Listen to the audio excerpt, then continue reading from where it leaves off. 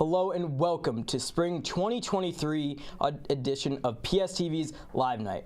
I'm the executive producer of PSTV, Jeff Koff, and today I'm joined by my good friend and colleague, Cole Kajagian. Cole, are you ready for Live Night? I am so ready. Thank you for that amazing introduction. Live Night is such a special event, and I'm very happy to be here. Well, we're happy to have you here, Cole, as we have phenomenal programming scheduled for you today. We've got talk shows, game shows, trailer premieres, and bonus content for all your favorite PSTV shows coming up throughout the broadcast. So with that said, Cole, what are you looking forward to most to seeing today? Overall, I'm looking very forward to seeing the amazing cast and crews through all the different shows kind of work together as the family that is PSTV. But I'm also very intensely looking forward to the chess match that will be coming up very and soon into the broadcast. So. Yeah, that chess match is coming up. It's going to be a rematch between two managers, Jorge and Sean. They're both really excited for it as well, as am I. But to your point about the PSTV family here, we have worked really hard for that, and the people here do a phenomenal job at what they do. But if you want the full Live Night schedule, go to @Plattsburgh State TV on Instagram, and you'll find it there. The crew and managers here at PSTV have been working incredibly hard to get everything ready for today. They're all behind the scenes now getting ready to make sure that this is a spectacular Live Night. But before we go into the shows, we'd like to take a minute to honor some of the people who have worked behind the scenes who are partaking in their last Live Night as students. Let's hear from our graduating seniors. What's good, everyone? I'm Benny Nazai from Clifton Park, New York, and my hope after college is to become a local news reporter and anchor. Hi, my name is Iksha Granados. I'm from Westchester, New York, and I'm gonna hopefully be a social media manager. What up? I'm Sean Lemieux. My goal after graduating is to hopefully continue writing TV or movies or wherever anybody wants to take me. Hi everybody, my name is Mikey Johnson and I am a senior from Queens, New York. I plan on taking over the entire entertainment industry. I don't really have one route, so get ready to see me everywhere. I am DJ Cantwell. I am from Albany, New York, and after graduation, I would like to be on ESPN, Fox Sports, any type of sports broadcasting, sports analysis. I feel like that's meant for me. My name is Bruce Juno. I'm from upstate Townieville, born and raised. And after school, I want to work for eventually NBC Sports over in England to do play-by-play commentary or analysis on the Premier League soccer games. You already know what it is. It's your boy Jair Seals straight from Nashville, Tennessee, aka Cashville, Tennessee. That's why they call me Tennessee. But after Plattsburgh, I want to travel, become a beat writer for any type of sports team, preferably the Celtics, Tennessee Titans, something dear to me, but anywhere. And hopefully down the line, I see my boy Bruce Juno, and DJ and ESPN. You feel me? Holla at me. Hi, my name is Gina Masai. I'm from Harlem, New York. And once I graduate, I want to be a PR for a business, social media, get into it. Hi, I'm Lindsay. I'm from Potsdam, New York, and I want to write for TV. I'm Patrick Pfeiffer. I'm from Long Island, and after college, I want to be in the sports industry, either as a reporter or on air talent. I'm Juan Vargas from New York City. I would like to have my own radio station and also direct my own show.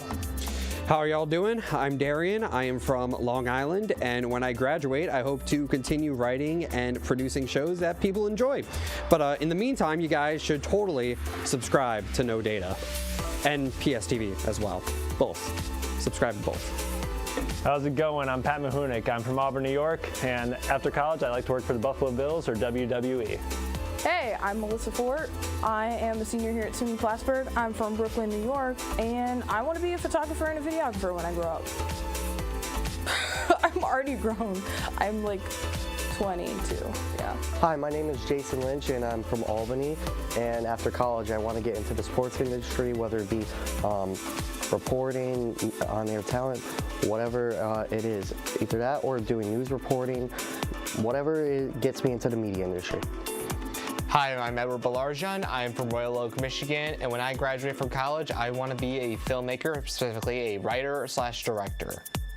My name is Ryan Nesta. I am from East Greenbush, New York, and I plan on working in the sports media production field as either a videographer or a photographer.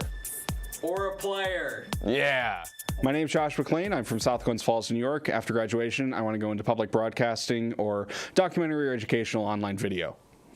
How's it going, everyone? I'm Joe Mason. I'm from Fishkill, New York. And in the long term, I'd love to be a news anchor or reporter for national news. Have a good one, everybody.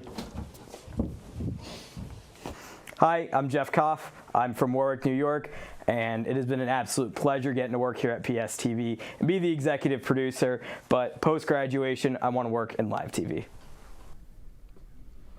We've got a lot of graduating seniors celebrating their last Live Night as a student, myself included.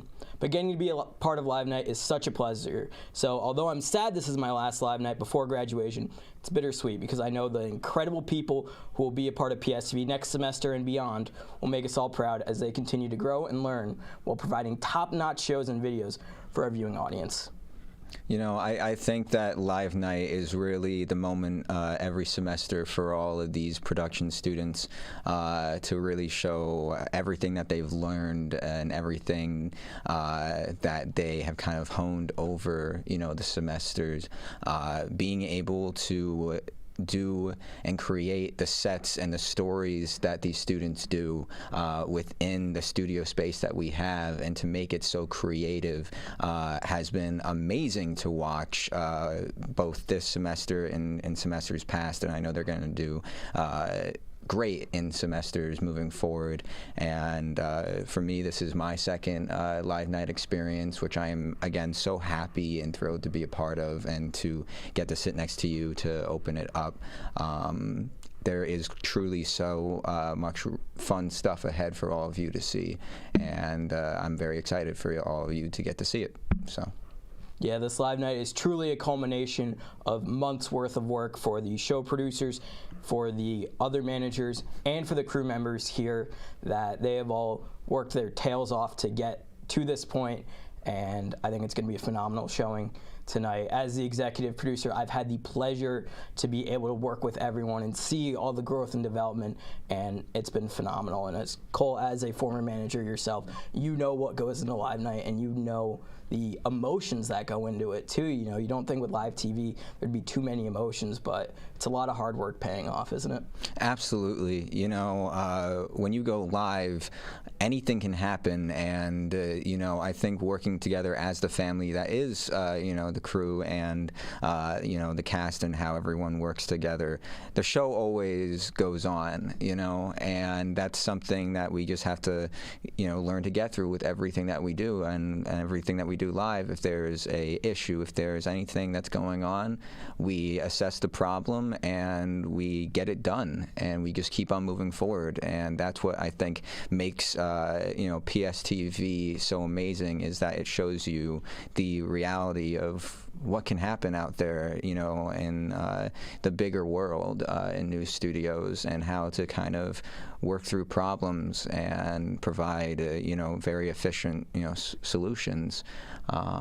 So I think that everyone here is ready for something so much bigger when they finally graduate. PSTV prepares you for that, and I think you get to see that and what you're about to see today. Yeah, and the power really does go to the students involved with it. Not to take away from our phenomenal advisor, Dr. John Chambers, who is our fearless leader, who is constantly doing phenomenal work to get us where we need to be. But all the productions that you're going to see throughout Live Night are student-run, student-based, student concepts put into production. So, with that said, Cole, would you like to say anything else before we get started? I'm just really excited for everything that's ahead, and again, it's really great to be here. So. Well said, Cole.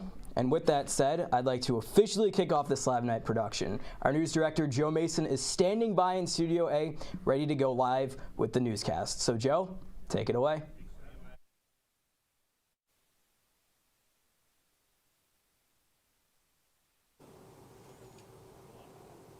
Coming up this afternoon, Amtrak trains return to Plattsburgh after a 2-year hiatus. What negotiations went into this exciting decision? And SUNY Plattsburgh joins forces with Clinton County Community College on a new dual nursing program. Josh Seals with more on that. The news director, Joe Mason, gets jiggy with things at a local dance studio. Plus, a look at your plastic weather, entertainment, and sports. Live on PS News. All right.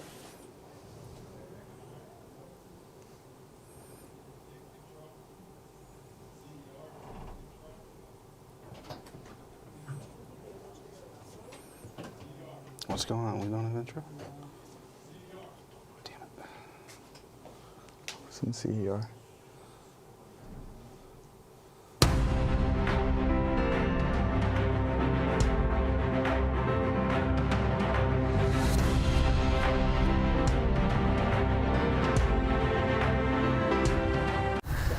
Good evening, and thank you for joining us on this special edition of PS News Live. I'm Jorge Cabrera. And I'm Josh McClain. Our top story this afternoon. Plattsburgh is excited to announce the return of the Amtrak train route to the area. Daniel Cantwell went out to get more on this story. Adirondack Amtrak railways will be opening up again, and the trains will be coming right up into Plattsburgh from New York City and other areas in New York. The residents of Plattsburgh and tourists along New York are excited for the journey that awaits them. This big brick building that you may have seen downtown is the railway station, and this is where the trains will be coming when it opens up again. This place is located at the intersection of McDonough Street and Bridge Street right here in downtown Plattsburgh. This site is also a historic spot on Discover Downtown as well. The railway station happens to be the third spot on the list, so you can find that on your own if you go to any of the 8 spots where you can find these maps available. This is what the map looks like, and you can guide yourself through downtown here. It makes it very easy. The Adirondack Amtrak train had been coming through Plattsburgh since August 6, 1974, and it had been going steadily until March 2020, when the border of Canada and America had to be closed, and therefore the train was shut down. However, on December 5, 2022, service resumed between Albany and New York City for weekday train travel. But the Adirondacks and Plattsburgh specifically were not permitted to open up their trains again due to the border being closed.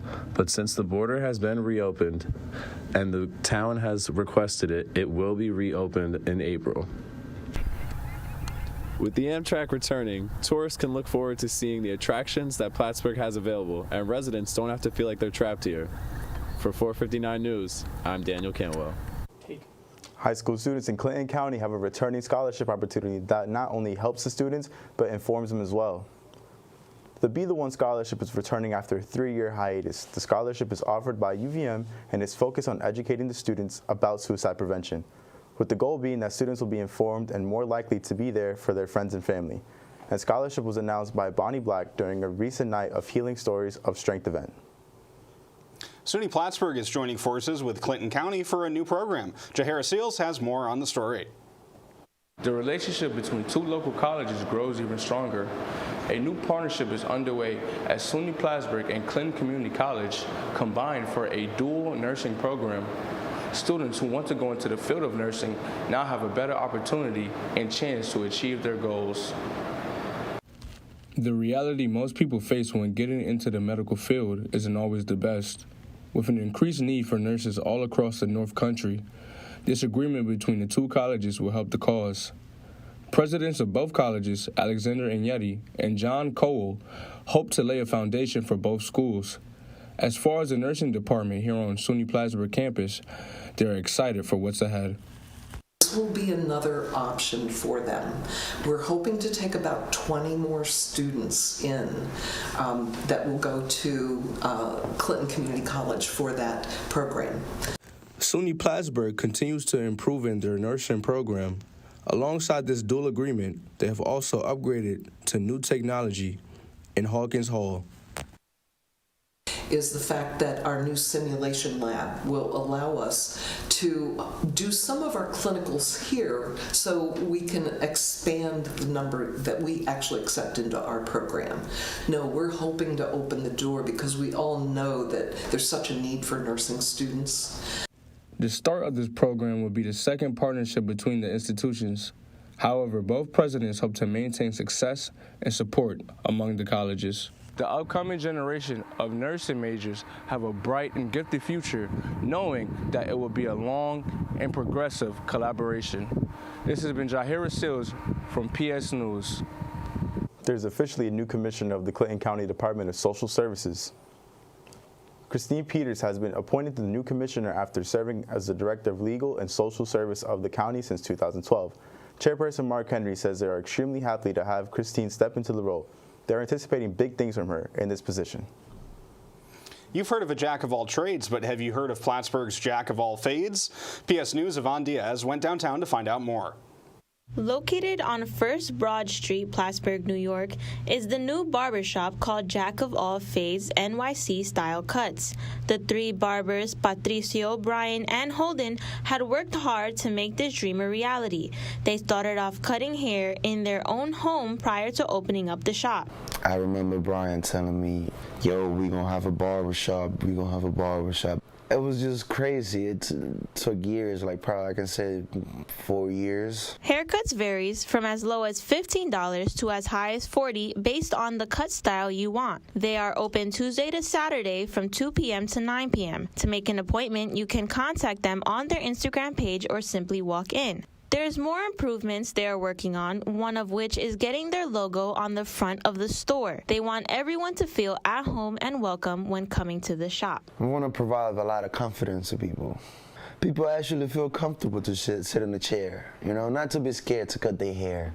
That is not about just a haircut. It's more about having a friend, because we're more than friends. We're brothers and sisters, you know, so it's all love. Reporting for PS News, I'm Yvonne Diaz. If you or anyone you know is experienced in braiding, hairstyling, doing nails or lashes, feel free to contact any one of the barbers. They have an extra room to rent out and are looking for other entrepreneurs. With the solar eclipse scheduled for next year, SUNY Plattsburgh is already preparing. On April 8, 2024, the moon's shadow will temporarily eclipse the sun with SUNY Plattsburgh directly in its path. The sky will be very dark for a few minutes, revealing parts of the sun that normally cannot be seen aside from this very situation. For more information on the eclipse and what is to be expected, visit the SUNY Plattsburgh website. A local Plattsburgh business is rising from the ashes. PS News' Excel Granados has more. Massages are a great way to relieve stress. Here in Plattsburgh, Stoneworks Massage and Skincare is a business with a story. After dealing with a devastating fire, owner Chad Hunkins says the support he has received by the community has been remarkable. He shares with us his experience throughout this process and the support that followed the fire, bringing a community together. If we didn't have a building like this to come to, if we didn't have the support of the community, the support of the staff, we would have went under. We had an outpour of the community that came, volunteered their time, brought us food so we weren't leaving. It was very heartwarming. It was great. It was great. Like it was, it make me cry, but it was wonderful. Stonework prides themselves in offering the highest quality in massage therapy and skincare in the Plattsburgh, New York area. They offer many services including facials, body treatments, nails, waxing, yoga, and more. We have our members only, which is kind of a paid service where it's a relaxation room. We have anti-gravity bean bags. So there's so many more things that we offer that we didn't have at the other space. Because we just didn't have the space. Chad assures us that all of his employees bring lots of experiences to the team in order to help train one another and are always eager to learn something new. We keep adding these new services because we're getting a lot of people wanting to join our team, and they come with all these great experiences and then they share them with us and they're like, oh my God, it would be so beneficial if the team knew how to do this, or if the team, I could help train, or we could find a practitioner to train us in this. And I'm like, I love when people take the initiative and want to gain in their experiences. I'm Iksha Granados, and this is 459 News. After the break, a look at your Plattsburgh weather and entertainment news. Stay with us. Are you a criminal justice major? Do you like true crime? If so, SUNY Plattsburgh's Criminal Justice Club is the place for you. The club regularly plans outings and events, like a recent trip to the Clinton County Correctional Facility, and also brings in guest speakers. Criminal Justice Club meets every Tuesday in Meeting Room 4 in Red K Hall at 7 p.m. and is open to all majors. To stay up to date, follow at Plattsburgh CJ Club on Instagram. Hope to see you there. Welcome back. I'm meteorologist Marcel Gibbs. Here's a look at your Plattsburgh weather. Now we finally are seeing those spring temperatures after who knows how long of cold weather. We're seeing 72 for Owl's Head, 74 for Vermontville, 68 for Dannemora, 72 for All Sable Forks. I am loving these 60s and 70s. 65 for Plattsburgh, perfect weather, I should say. 67 for St. Albans City, and 65 for Wilson. Now let's take a look at your 5-day forecast. Oh no. We're back. We're seeing sun, mainly sun, most of this week. We're seeing 65 for Friday with the sun blazing down, but with probably a cool breeze to cool us off. 72 for Saturday with the sun still staying the same. 72 for Sunday, and that seems to be where our sun takes us. And then we're getting rain for Monday, but the temperature of 63 is still going to be a good one. It's Tuesday we have to worry about with chances of snowing, temperature 52, and a little bit of rain. But I'm almost certain that those warm spring temperatures is going to come back to us soon enough. That's all I have for weather. Back to the desk with Josh and Jorge. Thank you so much, Marcel. Definitely looking a lot better out there this week. Yeah, we'd love to see that. Very excited to have some spring weather. Yep. Migrants have abandoned New York City for Canada. These migrants were able to leave the state using taxpayer-funded bus tickets. National Guard soldiers have been helping distribute tickets at the Port Authority bus terminal in Manhattan to migrants who want to head upstate. Unhappy and tired asylum seekers say due to the crime rate in New York City, they have decided to move north for safety and security. A local dance academy is leaping into World Championship competition. CMM 459 Joe Mason has more on the story. Irish dancing is a tradition we all know of, but don't know enough about.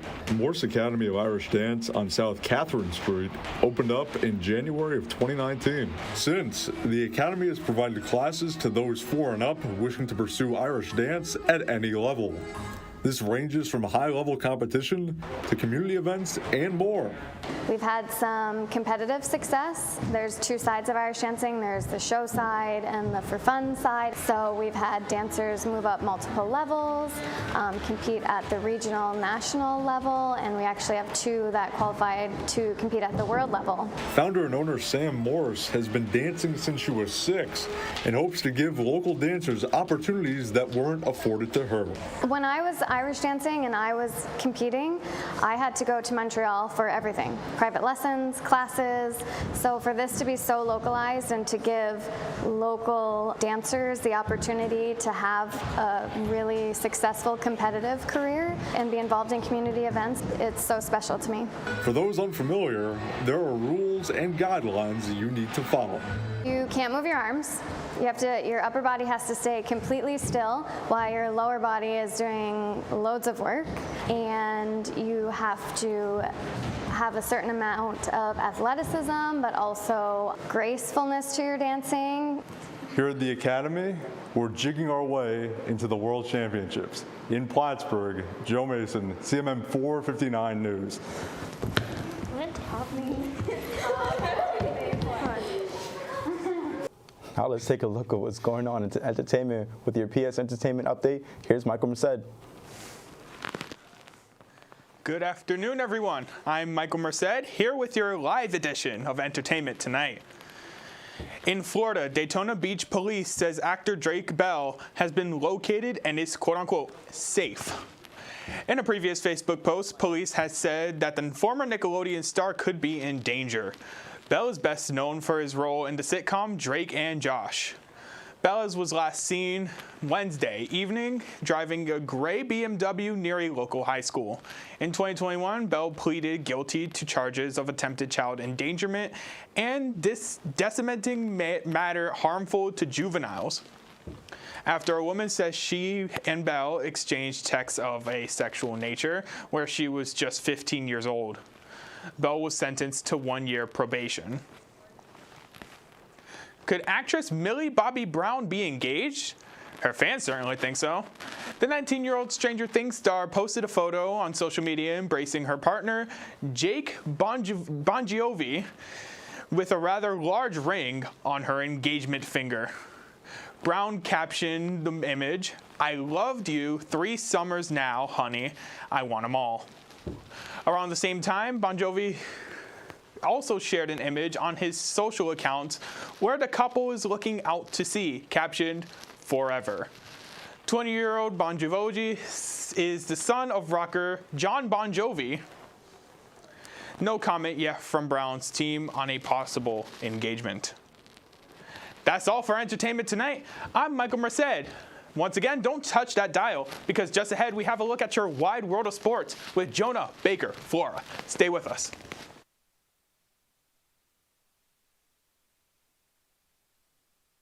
Nick Benardut. I'm Angel Velasquez. And I'm Benny Nazai. I'm Jody Juliana Powell. I'm Pat Pfeiffer. Jorge Cabrera.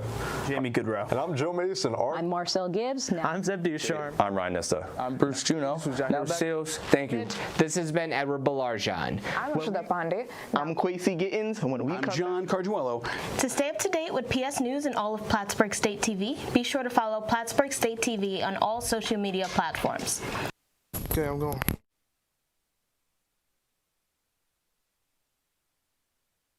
Sports Update, I'm Jonah Baker Flora. Both men's and the women's track to field team at the Cortland Red Dragons Open last Saturday afternoon. There will be no team scoring and no recorded placements. Sophomore Noah Bonseal finished first in the 800-meter run with a time of 1:56, while Michael Brockway covered the 10,000-meter run in an event winning in 32 minutes and 36 seconds. Third place came from senior Brexton Montville in the 100-meter dash, senior Cameron Grunetto in the high jump, and senior Adentos in the discus throw. On the women's side, senior Janelle Barber posted the third fastest time in the 400-meter hurdles in the NCAA Division III. As far this season, Barber covered the event in the first place of 1 minute and 2 seconds. Graduate student Alison McDonough also won an event as she placed first in the 800-meter run in 2 minutes and 21 seconds. Junior Michelle Schaefer placed third in both the long jump and the triple jump, while graduate Caitlin Pacheco looked in the third with the shot put. Plattsburgh State will next select student athletes to the Stiffen Invitational hosted by Connecticut College. Events starting tomorrow on Saturday, April 15th. While both men's and women's lacrosse will be away this weekend, the men are facing off against the Red Dragons in Oneida, and the women's taking the Lakers at Oswego State. You can catch the 3-game set of Plattsburgh State as baseball as they host the New Paltz and the SUNYX series. The Cardinals are looking to sweep the Hawks and to have any chance in the postseason run. First pitch of that series will be tomorrow at 3 p.m. I'm with your PS Sports Update. I'm Jonah Baker Flora, and back to the desk with Josh and Jorge. Thank you, Jonah. Well, that's all the time we've got for this special edition of PS News. Thank you for joining us. To stay up to date, follow at Plattsburgh State TV on social media. I'm Jorge Cabrera. And I'm Josh McClain. As always, thank you for joining us, and stay tuned for more programming on Plattsburgh State TV's Live Night. Up next is Mikey Johnson's The JC Show. Stay tuned. Welcome, ladies and gentlemen, to the JC Show! I finally was able to secure a show, and now it's time for the revenge tour. Now it's time to show the world that Johnny Chambers is the superior brother. But I wouldn't be anyone without my two sidekicks. Rupee! Hey. Rupee, what are you wearing? This is not Halloween. I gave you a dress code. Take it off! Now, Rupee. Anywho, while he gets himself together, we can't forget my partner in crime, the one who does the time while I do the crime, Richie! Say something, Richie.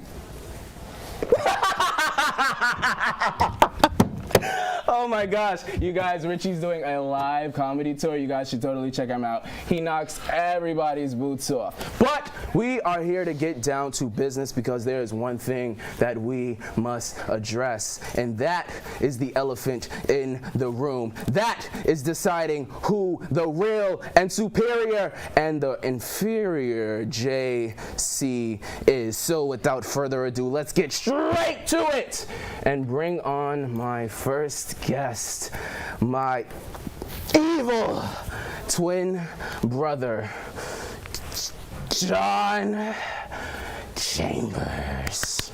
Don't clap! Okay, sorry. You want to hurry up? Yeah, I'm getting there. It's bad enough you were born first. Now we have to wait on you. This is not your show. Anyway, Richie, he has some words for you. Richie, don't use that language. Try again and use your words. Yep. He asked you a question. I'll say yes. No, it's okay. Richie! Calm down. It's okay. He didn't mean no harm. You were not supposed to say yes. 42? No, it's okay, Richie. Don't use those bad words. I'll take it away from here. Made me spill my coffee mug. Sponsored by PSTV. They didn't want to give me my own that had the JC show, so we had to take this little rinky-dink one. There's nothing in here because they use tap water, and I only drink filtered. So, we use it to just look nice. Now, back to you. How does it feel to be inferior to me? Your words, not mine. I'm feeling fine, but yeah, it's a great day. You know, do you have anything to say? No, I'm so sorry. Oh, just say something. You're nodding, you're applauding while he walks in. But you have not said anything related to the takeover. So what do you have to say? You're not inferior to him? No, I laugh, not you. That's my thing. My show, my rules. You seem to be in a very good mood today. Yes. It's good to see. I had an acai bowl made by Richie.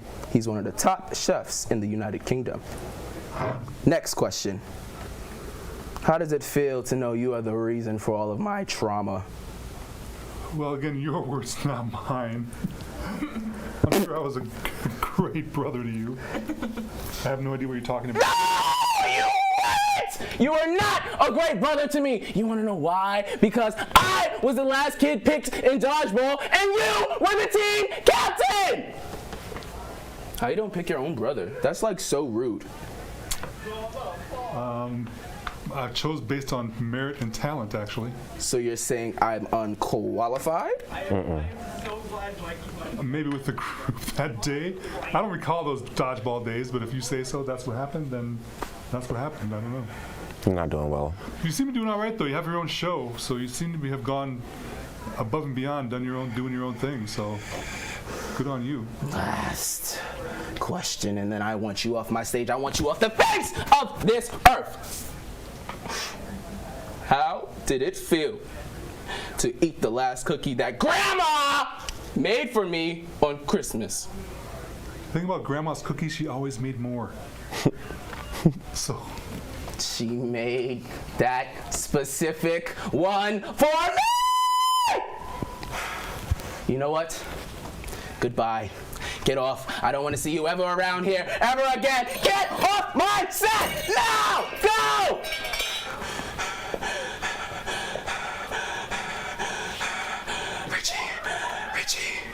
Richie, do you see what he did you see what he did to me? Do you see how he came on my show? You were right. We should have blown him up in his office. That's what we should have did. We should have got rid of him once and for. What? We can get indicted? But you said you'd do the crime. I mean, the time. I do the crime. Oh. Okay. Well. Time to bring on my next guest, the lady who was also the reason for so much damage and disarray in my heart. Mama. Clap for Mama! Clap! Oh, shit. Mama. It's okay. Okay. Do you want your cane? Yes. Mama, you look stylish. Thank you, baby. You look great in that new outfit I bought you with my new PSTV check. It was only like $100, but got that from the thrift store, like $3.99. The cane, made it myself with like styrofoam, some other. Anyways, Richie has a question to ask you. Wait, you didn't greet T-Bo, ladies and gentlemen. Say hi to T-Bo. My pride and joy, my baby boy, my favorite dog. Say something, T-Bo. Just gonna keep dropping it. Oh my goodness, you guys, laugh!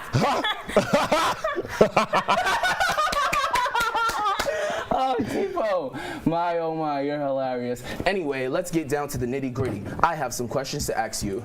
Yes. But first, a song from my mama. Fun fact, Rupi, Mama was the #1 musician on the Billboard Music Awards. When we played it as kids because we didn't have enough money for studio time, so yeah. Take it away, Mama. I love you every day, Dance with me, Richie. no matter the weather. This is so fun. Every time we play, Sing to me, sing to me. you're the best. All right, that's enough. We have a show to get through. So, yes, I have a song for you. And it goes a little something like this. Back me up here, Richie. You too, Ruby. And T-Bo, add your barks. A 1, a 2, a 3, a 4. We don't like John Chambers. No, we don't like John Chambers. No, we don't like John Chambers. Oh, no. We don't like John Chambers. No, we don't like John Chambers. Gotta go. That's enough. That's all we have so far. I'm glad you guys clapped and I didn't have to yell at you. Clap again! I like a double encore! Thank you. I would like to say, first and foremost, thank you to the Academy. Thank you to everyone who has supported me. Thank you to Mama. Screw my brother John Chambers. Thank you to Richie for staying by my side and helping me win this Grammy, Oscar, Tony, and all the above. I love you! Clap again! Mama, stop dropping your cane. You're making a lot of noise. I'm so You're sorry. probably throwing off my audio levels. I have the top tier audio people working for me for this show. So what you're gonna do, you're gonna sit back, you're gonna answer my questions, and you're not gonna drop the cane again! Take it away, Richie. Answer him. Yes? No, Richie! Calm down. This is the second time we took you to anger management. Fix yourself. We are on national TV. Ugh. Did you not go get a haircut or something? What's happening? Hair all on my mouth. Now, use your words. Proper manner.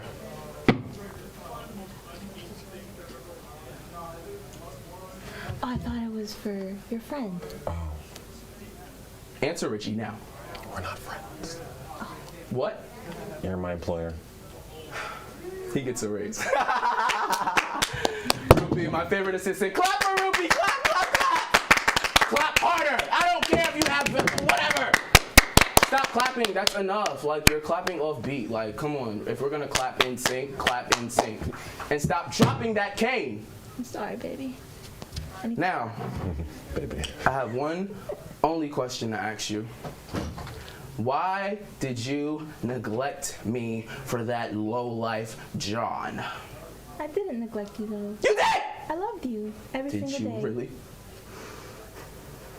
Mama, I know you didn't. You are lying.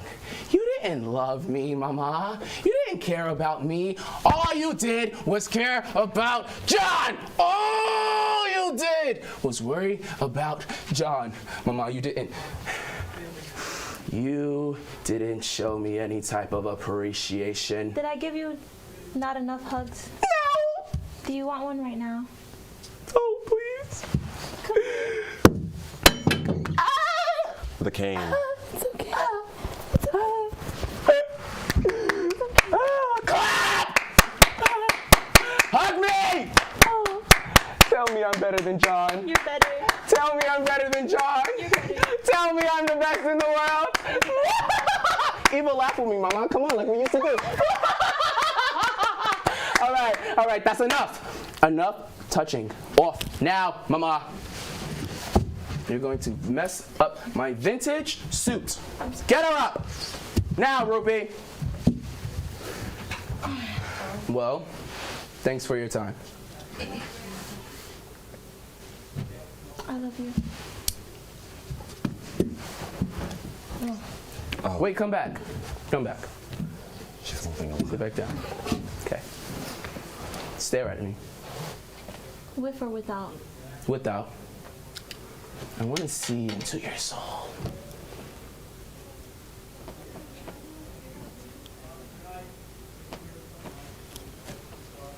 You lied! That whole hugging session was a lie. I just looked into your eyes and you did not believe not one thing you said about me! I am going to get my revenge on you too. You know what? I am so glad what happened to Dad happened because you don't deserve happiness for the way that you have treated your son and only showed appreciation to the other. That's what you deserve. You deserve scum! You deserve rice while I eat steak. You know what? Go. Get off. Now. Off my stage, off my set, go. Oh, because I am going to exact my, no, stay. Okay. I am going to get my revenge. I am going to make sure that the world knows who the superior brother is. I am going, you know what? Keep going, my love. I am going to be a star! You want to know why? Because I have this show, and I can use my voice and my platform. You know what? Look, we got to go back to drawing board. We have to go back to base. We have to go back to our meetings. We have to get things together. You want to know why? Because we are going to completely take over with our revenge tour. Because this is Tifo, this is Ruby, that's Richie, and I am Johnny Chambers. Laugh harder. Stop. Let the revenge tour continue. Laugh.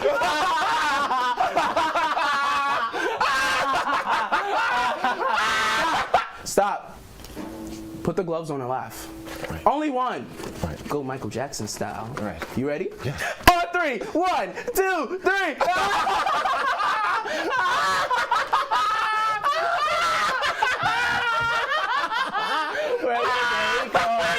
We're gonna take over. Yeah, we're gonna do it. We're gonna do it. All right, that's enough. I will see you all soon. Welcome to Beware the Night Hours Live Night special. To start us off, let me introduce myself. My name is Mordecai Hemingway, and I'm the writer and producer of the show. I also play Ed McKinley and the original sinner in the actual show. And you're probably thinking, wait, Ed McKinley was only discussed during the news report at the end of the episode. He wasn't actually shown. My response to you would be that he did, in fact, appear in the first episode and is actually a pivotal character in the series. You just have to pay closer attention. Wink, wink, nudge, nudge. That brings me to my next point. You may have heard or experienced the cliche of English teachers asking you what the meanings behind the blue curtains in the bedroom are. Most people probably think that they don't mean anything. They're just curtains that happen to be blue. I'm here to tell you how wrong those people are by explaining all the symbolism and Easter eggs hidden in the background of my set. Us writers work hard to hint at the deeper story going on to foreshadow the future of the characters. That's why I chose to do this for my time slot during Live Night instead of doing something a bit more fun or horrifying in theme of the show. But between you and me, though, the show is a bit of a technical nightmare with editing, so I'm going to do this to spare myself more gray hairs, which actually happened. I gained a gray hair. Anyway, let's move on to the first Easter eggs present in the show, the character names. Wes Donahue is named after horror director Wes Craven, director of Scream and Nightmare on Elm Street, and Heather Donahue, the main character from the Blair Witch Project. James Friedkin is named after James Wan, director of The Conjuring, Insidious, and Malignant, and William Friedkin, director of The Exorcist from 1973. Angela Loomis is named after Angela Baker from the movie Sleepaway Camp, which is actually one of my favorite horror movies, especially the sequel Teenage Wasteland. Don't judge me, I know it's not great. Her last name comes from Dr. Loomis from Halloween and Billy Loomis from Scream. Ed McKinley has his first name come from the demonologist Ed Warren, and his last name comes from Ian McKinley and the town of McKinley from Final Destination 3. The next two characters haven't been introduced yet as they are featured in upcoming episodes, but you'll meet them soon enough. Michael Argento is named after the killer from Halloween, Michael Myers, and shares his name with Dario Argento, the director of the original Suspiria. Sidney Carpenter gets her first name from the protagonist from Scream, Sidney Prescott, while her last name comes from the director of the original Halloween and the 1982 version of The Thing, John Carpenter. That's all for characters with typical name structure. Of course, there is some history behind the original Sinner's name, but now isn't the time to discuss his backstory. But now we're on to set decoration. The paintings in the background, most of which were done by my lovely sister with spray paint, behind the characters can give huge clues about them, especially if you pay attention to what side the paintings are on. Wes has a couple paintings of various cryptids behind him, one of which is the Loch Ness Monster and the other being the Fresno Nightcrawlers because I adore them. These paintings were the ones done by me. There's also this one I did with big gnarled claws coming out from behind a tree. This is one that I can't actually speak on, but you'll find out soon enough where this painting comes in. I also have another painting of a protection symbol, as any good monster hunter would have, but also to prevent some harmful spirits from invading the studio, which has happened before for another horror show from a previous semester. Wes also has a scorpion behind his head, which can have a lot of different meanings in various cultures or religion, some good, some bad. This show, however, follows the meanings of only one religion for plot purposes. There's some hints on the set of which religion I'm pulling these meanings from, but I'll expand a bit more when we get to the prop section. Finally, on James' side, we have a painting full of watching eyes. Take away from that what you will, folks. That's mostly it for the paintings, but keep watching the background in later episodes. Some paintings may change. Now we're on to props. I know they're not the easiest to see on screen, same goes with the paintings. That's why I brought them with me to talk about. Also because I paid money for some of these things and I need to justify these purchases to my bank account. I will be rambling a bit as well, so bear with me. It's important to pay attention to which side these props are on as well. When I say keep your eyes open, I mean it. I hide so many hints in the background, I basically spoil my own show. But I can't shut myself up about this show, so I'm basically doing that here now. It's taking everything in me not to just tell everyone what the entire plot is, but let's begin. Here we have a unicorn toy figure from when I was a kid. It is a bit dirty, I know. Please don't pay attention to that. Unicorns are known to be creatures of purity and innocence, typically very kind to those around them. Unicorns can also have a more dangerous side. If anyone has seen Cabin in the Woods, they know what I'm talking about. And here's a black cat made of what is probably onyx, but I'm not a huge crystal person, so don't quote me on that. Black cats are notorious for their negative roles in folklore and their air of mystery and danger to them. Do I agree with that?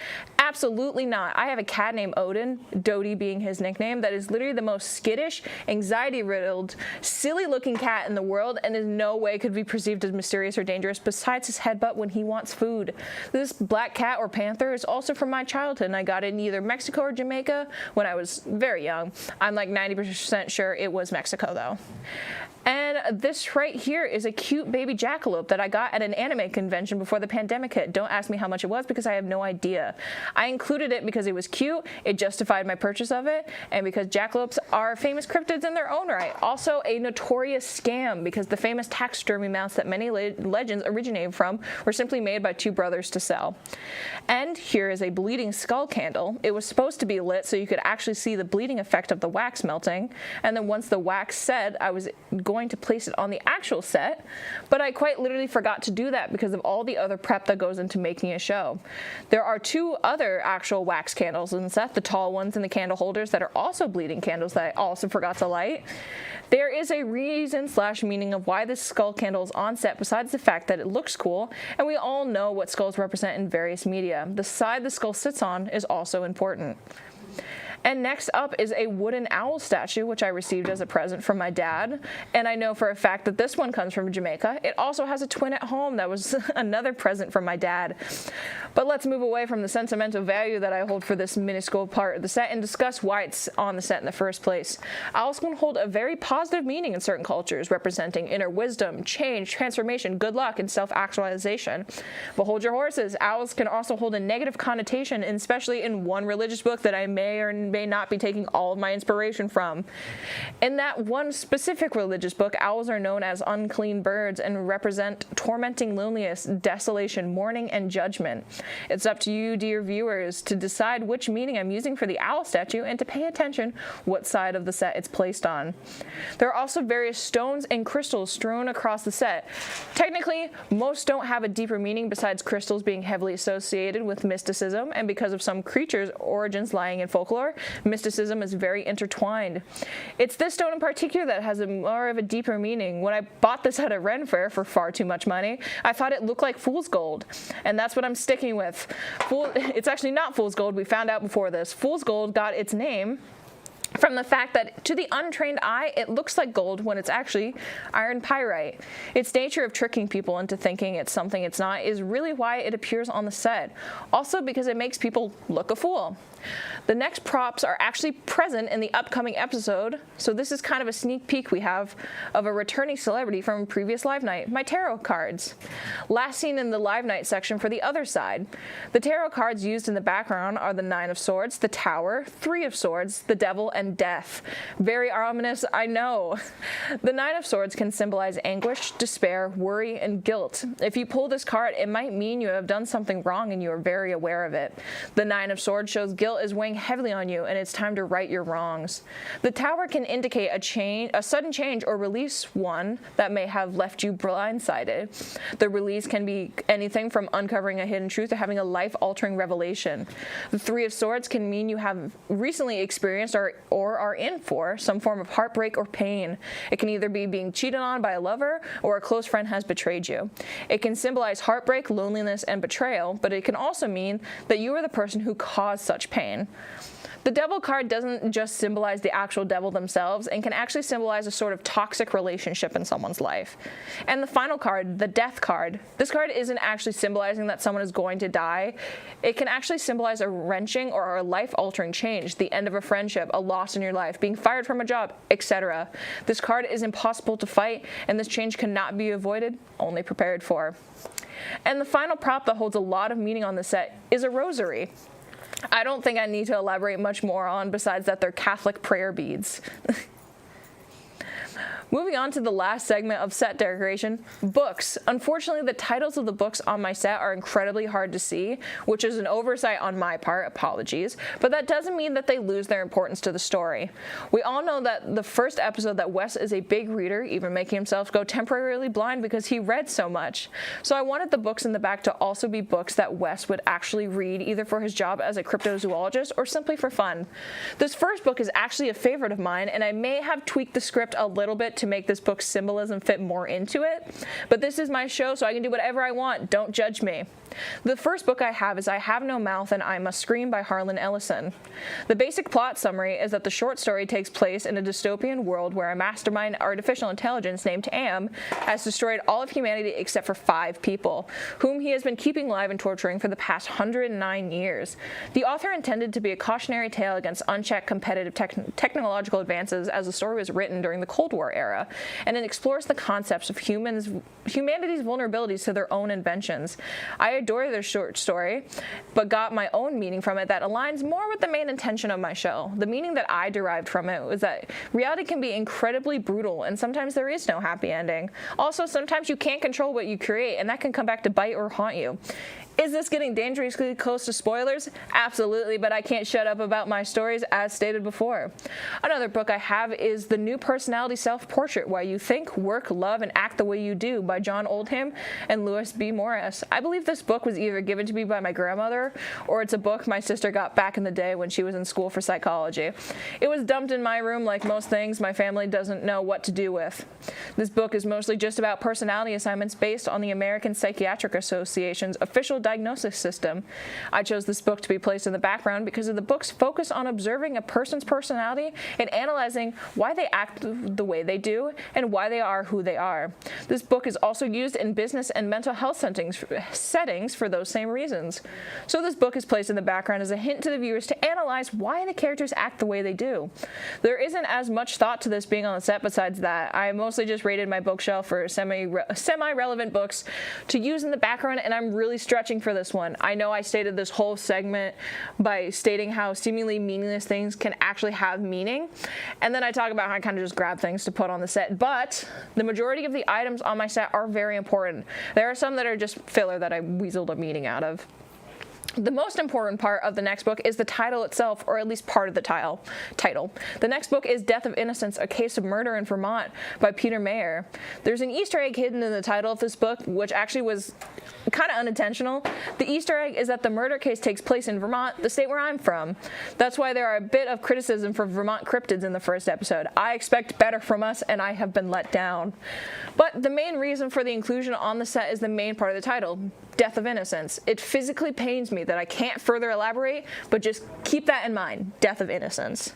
The last book on the set is this, Letters on Demonology and Witchcraft, Complete Illustrated Edition, Uncover Lost Knowledge About Demons, Demonology, Witchcraft, Fairies, Ghosts, and the Paranormal World by Sir Walter Scott.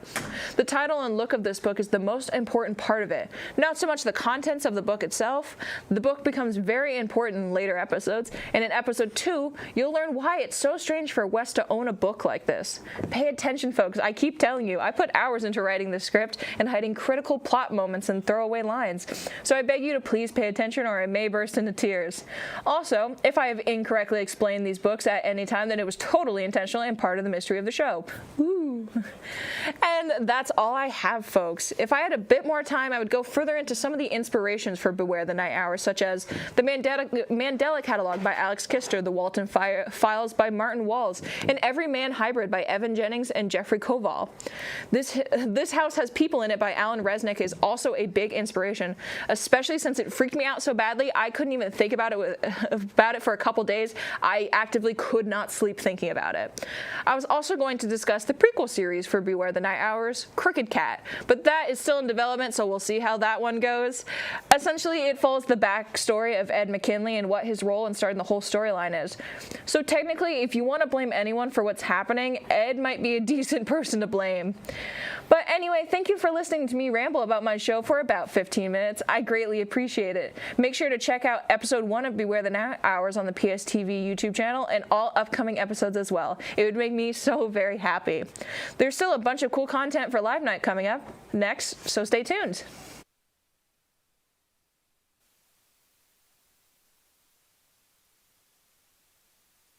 Today, including a special guest, expert in all things tabletop, founder of a well-known show to anyone in the industry that you will meet soon enough. So sit back by the fire as we jump into our special episode of Tales from the Campfire.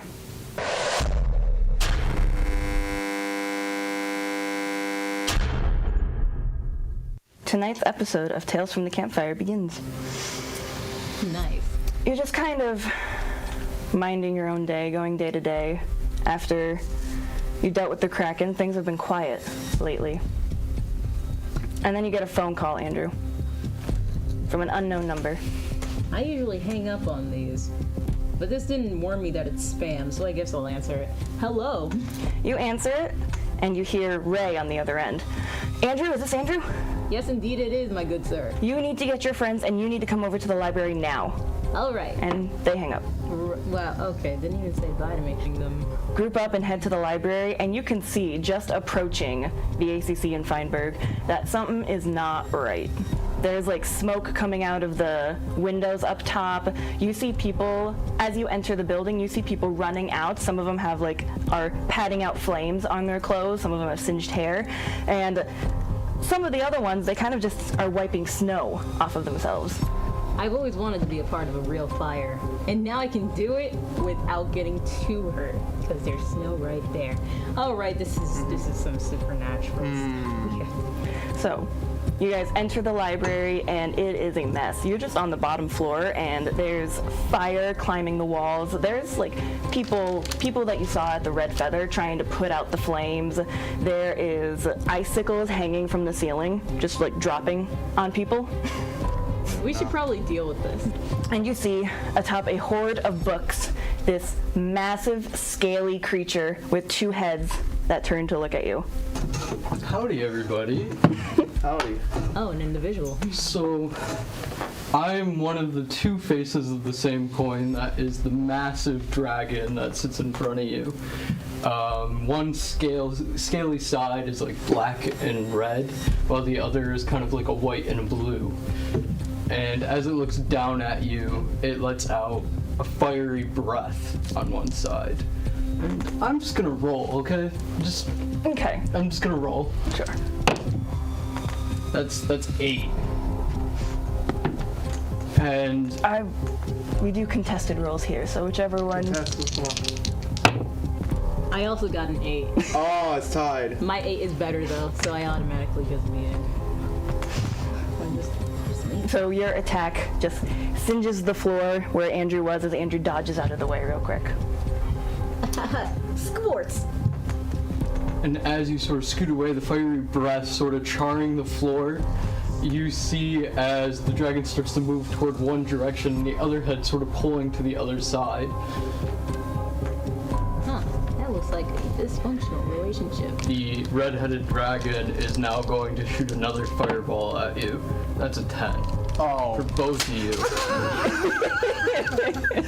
Let's go sharp. No. Oh no. Let's go weird again. Would it be reflex to dodge it? Yeah. Yeah, go reflex. You don't have to ask her. Go reflex. It's technically grit, but Grit?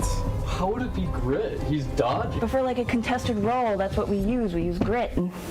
How does grit contest a dodge ability? Wouldn't it be reflex? The very definition is like running for your life. That's what you have written here.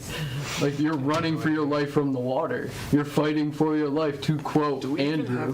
Well, in the water, you're fighting the water to stay That above. makes Why would that no be reflex? sense. Like, what do you mean?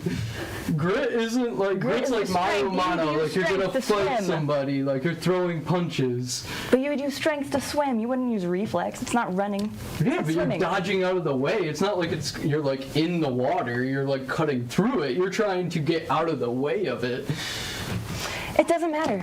It doesn't matter. It's gonna make a difference. Since you didn't even balance this, he's got like +4, +3, +2. That stack does +20. So like, why are you here if you're not having fun? We're here to have fun. I mean, I would be having We're fun here if to the tell a system story, we're here to actually have made fun. sense. I mean, +2, +3, +4. Your systems are there's so no balance complicated. there. What's a percentile? These guys probably don't even know how to roll a percentile. Based on Nobody uses percentiles. They just know how to add like +2, +1s. They're just doing basic, simple math. My nephew could play this. Hi, I'm Edward Belarjan. Hope you guys have been enjoying Live Night so far. I'm here to give you a very special Live Night exclusive.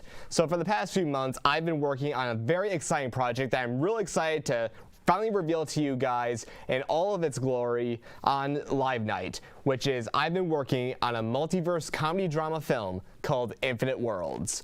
And here, you, yes you, the viewers of Live Night, are the first to see the exclusive first trailer of Infinite Worlds.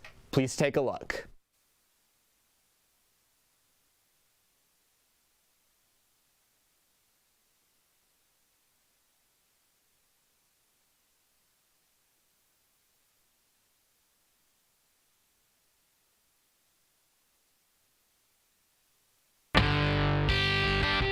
The number one problem facing every student, senioritis. By the time you reach that end game, you feel proud in that shining moment. It just goes, now what? How many should I apply for? Then you're gonna have to make some tough choices. It's not my decision, it's yours.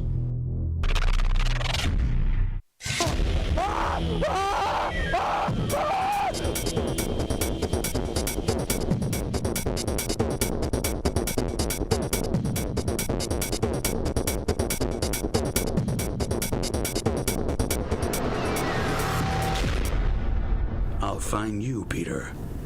No matter what it takes me to do it.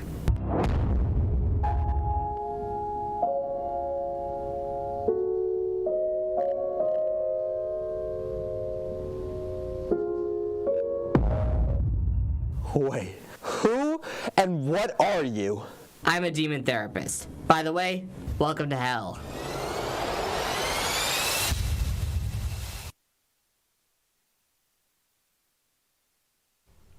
And that was the trailer. So what did you all think? So joining me today, we have some of the cast of Infinite Worlds joining us today. So please welcome Nicholas Alkaby, Michael Merced, and Lindsay Aldis. Hi. Good morning. All right, so Nicholas, you have previously worked with me on my last show, The Pitch. So what was it like for you to go up from a very prominent supporting role in that show to now playing the lead character Peter Grayson in Infinite Worlds? So how was that transition like? I was very surprised that I got the role in the first place, so thank you for that. I have to say. No clapping? Okay. But, what do you call it? I've always tried to, like, incorporate myself into the film industry a lot. And I'm doing it with theater, but I'm still sticking around for filming. So it was really nice to even get this role in the first place. Mm-hmm. But any role, I think I still would have been very grateful just to be part of the film in general. Mm-hmm. Also kind of a bit ironic that you are currently right now a sophomore and the main character is a senior. So don't tell no one. But it's called acting. Listen, Spider-Man films, they always did that. Wow. All right, and so Michael, now I have put you through a lot of like stuff on the set that you go through like the most of like the stunts on the show. So on this movie, so what was probably the hardest stunt that you had to do for this movie? Well, first of all, it's kind of what I signed up for, so I'm kind of it's not that big of a deal. But having to face plant multiple times on the floor, that was probably a lot. I can't really get into it much because of spoiler reasons, but we were filming a scene, and it required me to fall off of something, yes. And I just face planted into the floor twice because we needed a second take. So yeah, I woke up after that very sore. So I don't know if it had to do with that or something else, but that was definitely the hardest stunt just because of the physical toll. But I'm not complaining. I mean, it was for the greater good. It was for the greater good. It was for the greater good of the multiverse. I had to do what I had to do. The greater good. I always have to say the greater good multiple times because of Hot Fuzz. Love that movie. And for Edward. Yes. And now, Lindsay, your character, Chris, has a very funny dynamic with our friend group of Nicholas as Peter and Michael as Steve. Now, what is like one of like the funniest like remarks that you would say like between the friend group, because they're like the sarcastic ones? So like when now I pretty much like wrote in my kind of like the main trio friend group from like the MCU Spider-Man film. So like Peter and like Steve is like Ned and Chris is like the MJ of the. So what was one of your like favorite like sarcastic remarks in the movie? Chris was a very fun character to play. They were very just snarky towards the two of them throughout it. Personally, I really liked the scene where Michael's character and I went back and forth for a little bit. That was pretty fun. Yeah, that scene ponders a very interesting question. Oh, yeah. that'll definitely be touched upon in the movie. And so now, after seeing the trailer and working with me on the filming, do you have any questions for me that you want me to answer without like going into like spoiler territory? Well, we see in the trailer that you did a little bit of animation at the end there. Yes. I wanted to ask how that went. So yeah, I play two characters in the movie. I play Dr. Theodore Clawthorne, the counselor of Peter's post-grad professor with a Benoit Blanc Southern accent, which was very funny to do because like I just thought it'd be funny to do that kind of Southern accent. And my second major character, Lucifer, the demon therapist, was a character that I created for one of my animation classes that I worked on last semester, and I felt like I wanted to bring him back to do a project for an animation class that I'm doing right now for that scene, a very pivotal scene in the movie. And it's definitely going to be a very fun, very challenging process because of a lot of dialogue, and I had a lot of fun in the recording booth doing the voice of Lucifer, and I pretty much like wrote him like in mind for this character, like if Lucy from Disenchantment and King from the Owl House, and if they were like a therapist. So pretty much my inspiration is because of like the demons. There's a lot more inspiration from King because of the slightly pitched up voice, just like how Alex Hirsch did for the character in that show. And I just thought it would be very fun to do and experiment a little bit by doing some animation experience in the movie. Can you do the Southern accent now? Yes, of course.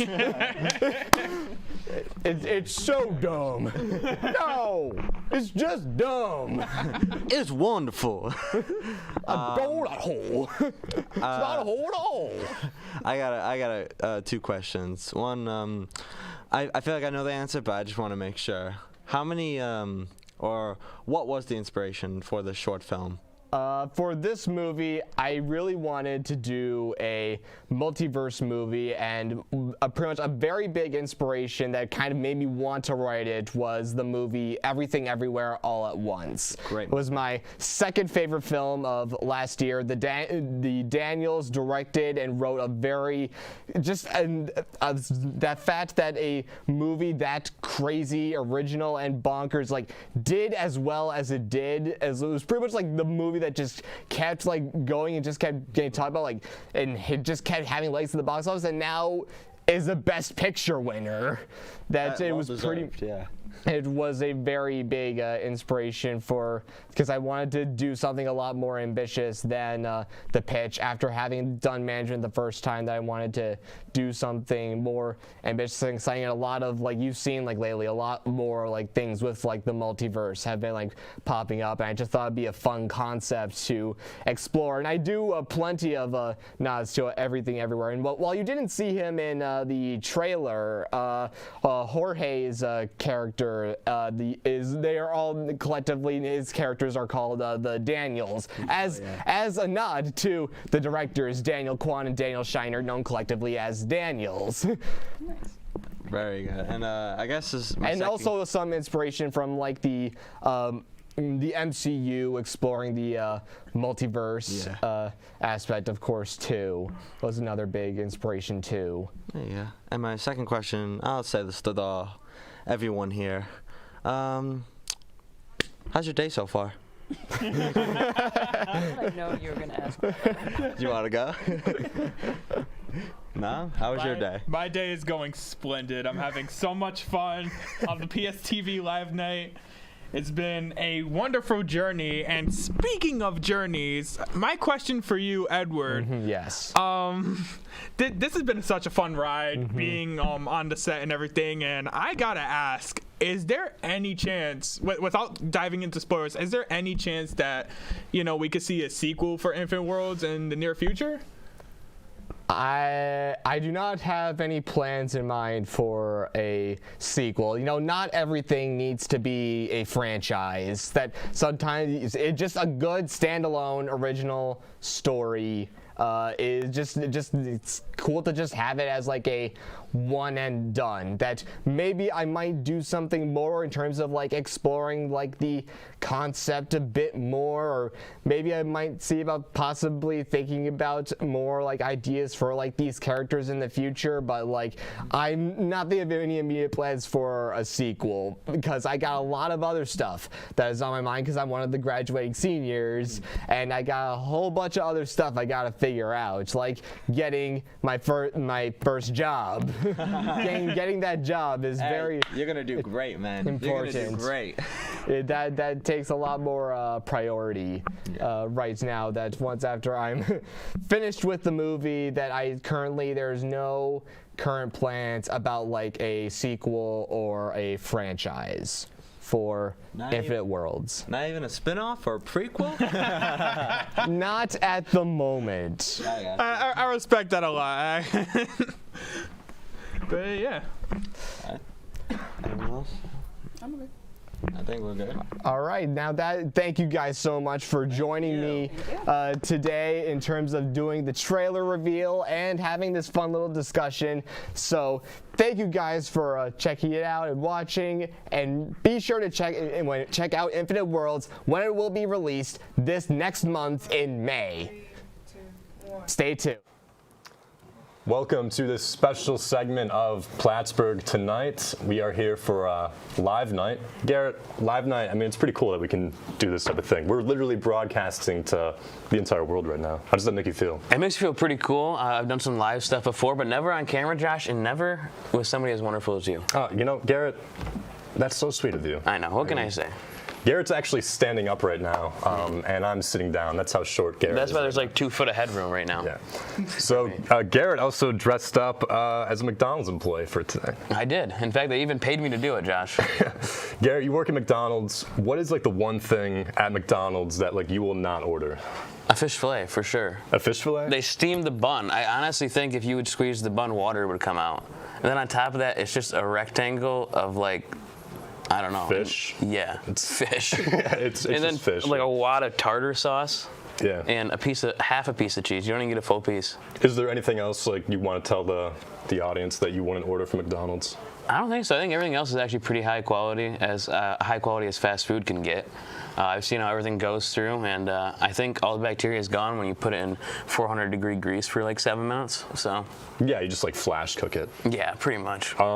What do you hate making at McDonald's? Because we talked about like how earlier before we went live, you were saying how you had your manager, I think it was, had to make like a really weird drink or something. Somebody came through, ordered an iced caramel macchiato, like 5 extra caramel, 6 extra liquid sugar, and 6 extra milk. So now we're talking double digits pumps for all of those things.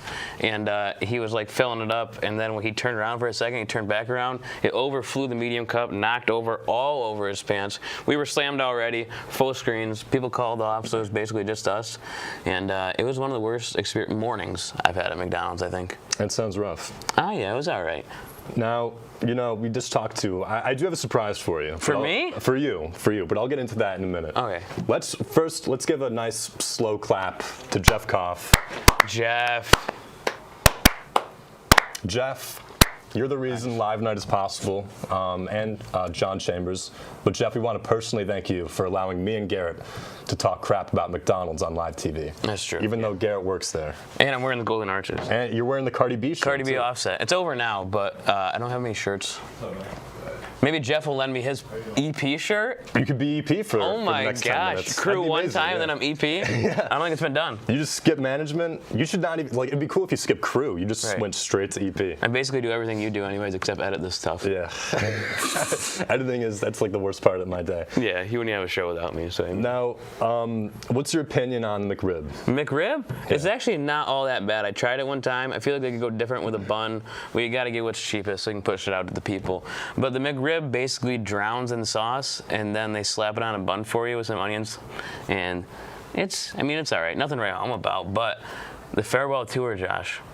It's a thing. It's a thing. Now, you know, I do have the surprise for you that I just mentioned. Oh my gosh. We got McDonald's here. Now, I asked Jeff, I can't get away our from executive producer, if we were allowed to eat in the studio. And because, like, we're talent technically, and he still said no. So I do have a black and white photo. A mouth-watering photo. Of the McRib, one for each of us. Right. The reason it's black and white is because apparently to print at the library, if you print in color, it costs 10 sheets of paper, which I think is a scam. Because you use tons of paper. Yeah, so I just bought, or I just did the black and white, but I mean, it looks good. Here, I'll split it in half for you. Oh, thanks, Josh. He's a sweet guy. All right, there's one for you. You don't tear very often, do you? Yikes. So, if we did have the actual McRib here, we would taste test it and like share our thoughts. We would. But like I said, we're not allowed to eat in the studio apparently. Jeff. So come on, I think we should give Jeff another slow clap. Oh, Jeff. Jeff cough. We can't time the clap, Thank you. Josh. Thank you. Well, it doesn't matter. Your arms are 4 foot long, and they 3 Yeah, seconds in between each clap. Like how tall are your arms, or how long? How tall are they? How long are they, rather? You got little baby arms. Little baby arms. Little baby arms, and I got beanstalk arms. All right. So as Garrett said, the McRib has been canceled. Not canceled. It was a farewell tour. The farewell tour is over, though. And according to McDonald's, your place of employment, the McRib will no longer be offered for the foreseeable future. Is that correct? Yeah, it is. All right. We now go to our McRib correspondent, Jason Lynch, who's standing by at McDonald's. Jason, how's it going over there? It's very depressing over here, guys. The McRib is no more, and I have nothing to fill the void in my heart from this. I have no idea why the McRib was even canceled. It has everything you need: pork, chicken, beef, horse, and human. I mean, a little bit, but all in one. I would get a McRib every day when it was back in season, but now I have to eat into my reserve stock. Reserve stock, Jason? What are you talking about? When I found out the McRib was leaving stores, I went to every McDonald's in the area and bought thousands. I have one for every day of the year for the next 43 years. Oh my gosh. Jason, you will not make it to age 43 if you eat a McRib a day. Garrett, what do you think of that joke? I wrote that. That's pretty good, right? I think it's pretty stupid. He said the next 43 years. He's not 43 just years. born. No, I'm saying like he won't make it to like age 43 though. Oh. Like you get what I mean? Back to you, Jason. Oh, good. The world is a dark place now. That McRib's gone. I don't want to live in a world where there is no McRib. Jason, did you get a chance to interview any McDonald's employees about the situation?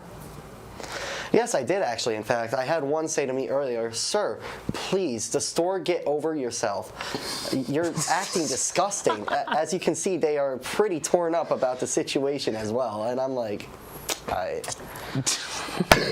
Jason, maybe you should leave. I mean, we don't need another lawsuit against us. And I mean, you know, Garrett does work at McDonald's, and I'm sure he doesn't want you harassing his coworkers. I don't.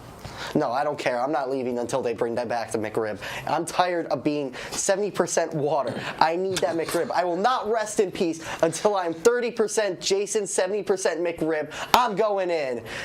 Jason Lynch, everyone. Garrett, how do you feel about Jason harassing your coworkers? Do you work with nice people? I do. I work with great people. It'd be great if you don't, call them out right now on live TV. No, Names, address. I work with address. Social security number. Credit card number. All that good stuff. Write them out right now if you work with anyone you don't like. This is your time. No, I don't. They sign my checks, man. Your coworkers sign your checks? No, but my boss does. My coworkers are fantastic too. I don't know what Jason's got going on. I think if they get upset enough, Jason probably won't make it to 43. He'll just be living under in the basement of McDonald's along with the McRib. Yeah. You think so? That was a good one, yeah. Thanks. I thought it was all right. Yeah. Unlike you, I didn't write my jokes; I just came up with it on the spot. I spent like days writing this. Yeah, I can tell. Pretty limited humor. So we got, we talked about McDonald's. Mm-hmm. Now, on our previous show, we interviewed previous episode. We interviewed Sean and Jorge about their chess match, which is today. So how do you feel about the upcoming chess match? I watched Sean and I watched Jorge play before, and I think it was like 2-2 or maybe 3-2, one way or the other. It doesn't really matter. But I think today we could witness a grandmaster. I don't think it's going to be close, and I don't know who's going to win though. But it's going to be a wiping. Who do you think is going to win? I don't know. I've been talking to Sean, and Sean's been practicing, but Jorge has also been practicing. Wow, really? Yeah, you know, they're amazing. They're practicing. They're athletes. But I did play Sean in chess last night, and he beat me in like, it was embarrassingly bad. He beat me in like 3 minutes. We played 2 games. Like every time I lost, I've never felt more stupid in my life. Well, Sean, the other day, Sean was talking in one of our classes, a social media class we have, and he was talking about like people watching things, like streaming things. He's like streaming video games or like streaming a chess match, and I was like, I've never heard of anybody streaming a chess match, so he must have some serious dedication. Do you want to put any money on it? Well, they're gonna stream the chess match, this one. Oh. So I'm not putting money on it because we got the condiment bet, which, you know, they have the condiment bet. They have the condiment bet, but we're gonna show who's gonna eat the condiments. So like when this ends for our next episode, we're gonna show like whoever loses eating, you know, a jar of different condiments. Maybe we can put a fillet of fish in there too. Oh. I mean, I won't speak for them but if they want, you know, maybe you can use your sources to get some actual McRibs instead of these black and white. It's farewell photos. though. Oh no, Jason actually has them. Jason, why are you so upset about the Jason's McRib? at McDonald's. What are you talking? He's not over there. Why are you looking over there? We have them in the ear. Yeah, but why are you looking over there? He's at McDonald's, which is like in that But my direction. voice, it bellows. I mean, you can hear it from McDonald's. Okay. But Jason, I can hear you. I told you. You got me. Come on, Josh, idiot. Jason, why is it that you have all these McRibs, but you still have to show up to McDonald's and harass employees? Because, like, why would they cancel the McRib? Like, they didn't cancel. It was corporate. You have to go straight to the corporate. Listen. Just because I have a stockpile of McRibs doesn't mean I don't want to vouch for the people who don't. They're not fortunate. I'm trying to be a giver to the poor, you know? I want other people to enjoy the magic taste of the McRib. Why do poor people have to eat McRibs? Why can't everybody eat McRibs? Because it's canceled now. That's why. The farewell tour is over, and now people can't eat the McRibs. I mean, I guess I could save one for you. I mean, maybe, but on the low key. But Garrett works at McDonald's. Why would you save one for the reason that there is no more McRib? I'm not the reason there's no more McRib. Garrett is literally the reason that there is no more McRib. I would never cancel it. He's the only Jason? person that works here, works at McDonald's. So I feel like he is the sole responsible person that we can place blame on. The only person in now. PSTV that works at McDonald's has to be the sole reason that the McRib was canceled. I think so. It's only logical. Jason, how many people would you murder for another McRib? Tens of thousands. I would start a whole war. I would. I was not expecting your answer to be that. Oh, man. Women and children? I mean, are they getting in the way of my McRib? Like, let's be honest. I don't think a 4-year-old child is getting in the way of you. That he's safe. So the 4-year-old child's safe. 4 and below. So women and children are safe, but like men, they're done. Bro, I mean, you'd kill whoever is getting in the way of my McRib, that's who's going. But nobody's getting in the way of it because you already have McRibs. 43 years worth to be exact. But you guys won't have McRibs anymore. So see, Jason's a giver. See, I'm a giver. He's a giver. I'm trying to help the people of America, you know? Jason, I feel like he's the second coming of Christ in a way. He's trying to give the world the McRib. He's trying to bring it back. Garrett, you are like the Antichrist because you are the reason that there is no more McRib. I'm the second coming of Satan. And Jason, he's the one that is working to graciously bring back this lovely looking sandwich for all of us to enjoy. Jason, how do you feel about what I just said? Am I right? I think you are right. Actually, you know what? On second thought, I'm not giving Garrett a McRib. I'll give it to you, but not Garrett. You'll give McRibs to like everyone in Garrett PSTV. is part of McDonald's, and McDonald's, it's a conspiracy theory. It goes down from employee to corporate, everything. I'm telling you. So I agree with your statement. Garrett probably, like, you belong to like a secret society. Like, in McDonald's. I'm a cult follower of McDonald's. Yeah, and like you guys discuss, you know, the McRib, and I bet you were the first person to say, like, I think we should abolish the McRib. Am I right? At the meeting when we were underground with all the torches, and after, of course, you know, we had to give our souls, and after that you can speak, and I did. I didn't say I wanted to get rid of the McRib. How does your girlfriend feel about the McRib? The McRib? She doesn't really go to McDonald's, so I'm gonna guess she doesn't like the McRib, but I don't know. I mean, do you like the McRib, Josh? Have you actually tried it? I've had it. Or are you just talking crap to me the whole time? I've had the McRib. No, wait. I'm going to be honest if you let me finish. Well, I just All want right. you to know how it feels to get interrupted all the time. You just run your mouth because you have one show. You That's right. host it. I get one show. and Incompetently. I do my best. But I've had McRib one time, right? Okay. I've had it once when it came back in like 2020, right? Am I right? You worked there, right? I wasn't there in early 2020. All right, 2020, and you know it wasn't terrible. Like, but I wouldn't like get it all the time. Like, I get like why it was a limited menu item. You wouldn't murder tens of thousands, but maybe hundreds? That's what Jason said. No. I mean, I wouldn't. You said it was all right, though. Would you murder anybody? I actually said that number was extremely high. Yeah, but so what would you shoot for? A low teens, maybe? Like 6 or 7, maybe. 6 or 7? Yeah. Tops? Or men? Men. Men, yeah. I think my like max would be like maybe 20. 20? It depends on like how many McRibs we're talking. Like if it was just one McRib, then maybe like only 6. But if it like was a lifetime Do you get it with or supply- without onions? With onions. I'm an onion guy. Onion guy? Do you like the seasoning on the McRib? I thought it was good. Jason, what's your favorite part about the McRib? What do you like about it? You know, the McRib, it's just so saucy and juicy, and the meat, it's like best thing on McDonald's menu. I wish I had one right now. I'm having withdrawal symptoms. I really need a McRib right now. Here's that McRib Jason, buzz. we're gonna get you a McRib. That McBuzz. We gotta wrap up, Garrett. That was actually clever. It was good. It was good. Thank you so much for tuning in. Stay tuned for more Live Night content. Thank you for watching this special segment of Plattsburgh Tonight. So clap Jeff Koff out. You screwed it up. I'm sorry. Stupid long arms, honestly. What's going on here? All right, you know we have rules. This is beyond unprofessional behavior. All right, you're a manager here. You need to be setting an example for the crew, and you can't have people like this running around doing all this crazy stuff. You know you can't do this, all right? So either get him under control or get him out of here. I'm Marcel, and my character is Andrew Kickston, best player here, mainly because I'm the one that keeps defeating all the monsters, but I digress. My name is Michael, and my character's name is Max Crossman. And if you've been following the show, like you should, by subscribing to Plattsburgh State Television YouTube channel, you would know exactly what my character's deal is. Andrew and Ryan, you guys were headed to pick up some food from Downer when you heard screaming coming from Hawkins Pond. What do you do? Well, I'm Austin. I'm a keeper. I'm also a professional writer for tabletop RPGs. I am Lynn. I am the keeper of Tales from the Campfire. Tales from the Campfire is based off of the Apocalypse engine, built off of that, which a lot of other tabletop games are based off of.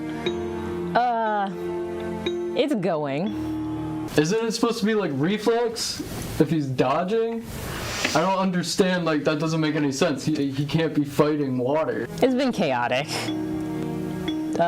There's people like fighting like in my peripheral vision, which was great and dandy. They're still going. You can't hear them, but they're still in the background. I'm pretty sure I heard a chair be thrown earlier, and I really hope they don't keep throwing things because my scooter happens to be in that room, and I don't know if they're going to pay for the collateral damage. And that was my way here. So if that gets broken, then I'm kind of stuck, and I don't really feel like walking. So I'm hoping for the best. Let's just say it's been rather interesting. They're pretty good characters, you know. They have their more like the things that they're good at. Made characters. Whoa. Hey! Don't bring Hey, I'm sorry. Come This is on. balancing in this, but you guys play great characters. I watched a few episodes. It's not you. It's the mechanics of the game that just makes no sense. Are they still arguing? I was invited here by my cousin to be on her B-rate show. Kind of more of like a publicity stunt for me to up the views for my other show that's coming out, which you can catch on. I'm having a horrible time. I think the keeper's fine and dandy. They keep giving me very cool objects and kind of just going with my generalness. Me. And anyone who does that is chilling my books. Pretty cool person, not gonna lie. I don't know, sometimes I still forget what the rules are. Only dice we need are a d6. That's it. 2 d6s. You Anything more than that, you didn't even make it a possibility of 20. Like if you had from 1 to 20, and your possibilities, you could do negative modifiers, you could do positive modifiers, you could go from 1 + 1 to +6, all the way up to +8 if you even wanted to make something like that staff. It could be boss if it was like a +8 in a 1d6 or 3d6 environment. Like that makes no sense to have just 2d6 with a narrative. Who wants to do math? Nobody cares about math. Math is the whole point of RPGs. The Egyptians literally made this game based off their math system. That was when the first D20 was made. Math is the whole point. I invited him because we were family, and he knew a thing or two, but I didn't know it was going to be like this. I think I'm a very kind keeper. My goal is to let my players have fun. We're having fun. We're pretending that we are very powerful students and we're overcoming our fear. Fear is what controls us. Fear is what turns us into monsters, if you watched the last episode, which you should. Oh, but don't worry about his behavior tonight, because I have a plan. So what are we gonna do, Ice Dragon? You know, I think the Ice Dragon's just gonna try and rip back, put up her feet, watch him walk around the library. Rip the Fire Dragon's head off the body because it doesn't want to be part of this anymore. Oh! Talking from the dead. Good luck, everybody. Hello, everybody. Welcome to the Showdown Live. I have an awesome episode planned out for you guys today. Have 2 amazing contestants along with some surprise guests. So today, who am I here with? Introduce yourself a little bit. I'm Harrison Swales, on the spot winner. I'm gonna win again. And yeah, my name is Josh McLean. Yeah, unfortunately, on the spot loser to Harrison, fall 21. But you know, ready to make a comeback today. Yeah, you guys have a long rivalry from beef. Oh yeah. Massive beef. Yeah. So Harrison, looks like I love this on the spot a little bit. It looks like you kind of dominated Josh. You know, I'm the best. So you say you're like a game show I'm a game show guru. Oh, okay. Josh, how do you feel about that? I mean, you know, it was a long, hard-fought battle, and on the spot, I was coming back at the end there, but you know, Harrison pulled it out in the last episode, so yeah. I think I can take him down. I think I have a good sense of who Harrison is as a competitor now, so I think I'm going to use that to my advantage. Yeah, definitely. You know, I'm excited to see what you guys got. All right. So first game. You know, everybody's favorite game. We're gonna do the cup stacking. So you guys have the long blue cups. You guys have 10 cups to stack. First one to stack them up, stack them down, wins. It's a return game from the first episode. You guys know the rules? I believe so. You guys make sure you got 10 cups so no one pulls a Ryan Nista. Oh yeah. 1, 2, 3, 4, 6, 7, 8, 10. 10 exact. All right. 9, 10, yep. All right. So you guys stack them up, stack them down, hands on the table. Whoever finishes first wins. Alrighty. Ready? Set? Go. All right. Harrison starting off. Josh almost finishing his first set. Harrison starting off a little slow. Josh is on the second roll. Oh, Harrison's catching up quick. One of the cup falls down. Oh, very close, very close. They're stacking them down. Oh, no, Harrison shoot. for the win with the comeback. Man. Damn. All right, that's Josh, cool. How do you feel that was about chill. I just, you know, I just don't have the speed in my hands right now. You know, I gotta wake up. A little off court. Gotta wake up. Yep. I practice every day. You get gold doubloon. I get a gold doubloon. You get a gold doubloon. Yo. That's worth nothing. Oh, wow. I'll start a currency. Okay, I'll work on it. Do like crypto? Crypto, yeah. Except those like my new crypto doubloons. coming soon. Harrison coin, yeah, available on all your fine cryptocurrency markets. All right, next game. You guys have pink and green cups. You could choose which one you want to use, either the pink or green. And then you're gonna put them however you like across your table. And you guys have Nerf guns, Nerf bullets, right? So the objective is to shoot off each other's cups, and then whoever shoots off all the cups for the opposer wins. We're gonna have 2 rounds. You guys ready? I'm gonna step out your way. All the bullets are in the cup. You can leave them on the table, laying out flat if you like. Let me get out your way so you guys don't shoot me. Use a back and forth situation. You guys can go at the same time simultaneously. Okay. Are you locked and loaded? I am loaded and ready to go. All right. Here we go. Ready, set, go. All right. Who's taking the first shot? Harrison with the miss. Josh with the miss as well. It's high. Harrison with another shot. Wow. Oh my goodness. Harrison, what's going on, man? Nothing's happening. Oh my, yo. Oh my God, you guys. These things are not throw the gun accurate. next I feel time. like you know, we need a Professor John Chambers in here. He's the master of Nerf guns, as we learned from On the Spot. You guys are gonna take up the whole 15 minutes. This of my is segment with this. I don't know about this one. We might be here. Oh we might be my here a God. while. This is Might need to get a little bit closer. You guys are pulling a Joe range. Mason. Come on now. A Joe Mason? Joe Mason That's didn't hit the a worst single thing you cup can either. do. That's like worse than losing.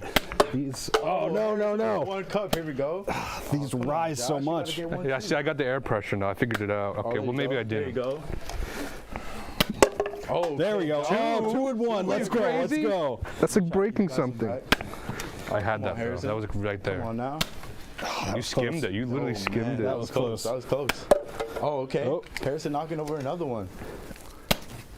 What technique are you guys using? Because it's not working. Oh, well, I'll take that back. I'll take that back. Valor, hope. Jeez. Oh, There we go. There we go. Oh, that was close, Harrison. That was close. I have enough left. Take that one. Oh, almost caught that. I feel like I distracted you. I'm sorry. It's cool. It's chill. Actually, I'm over it already.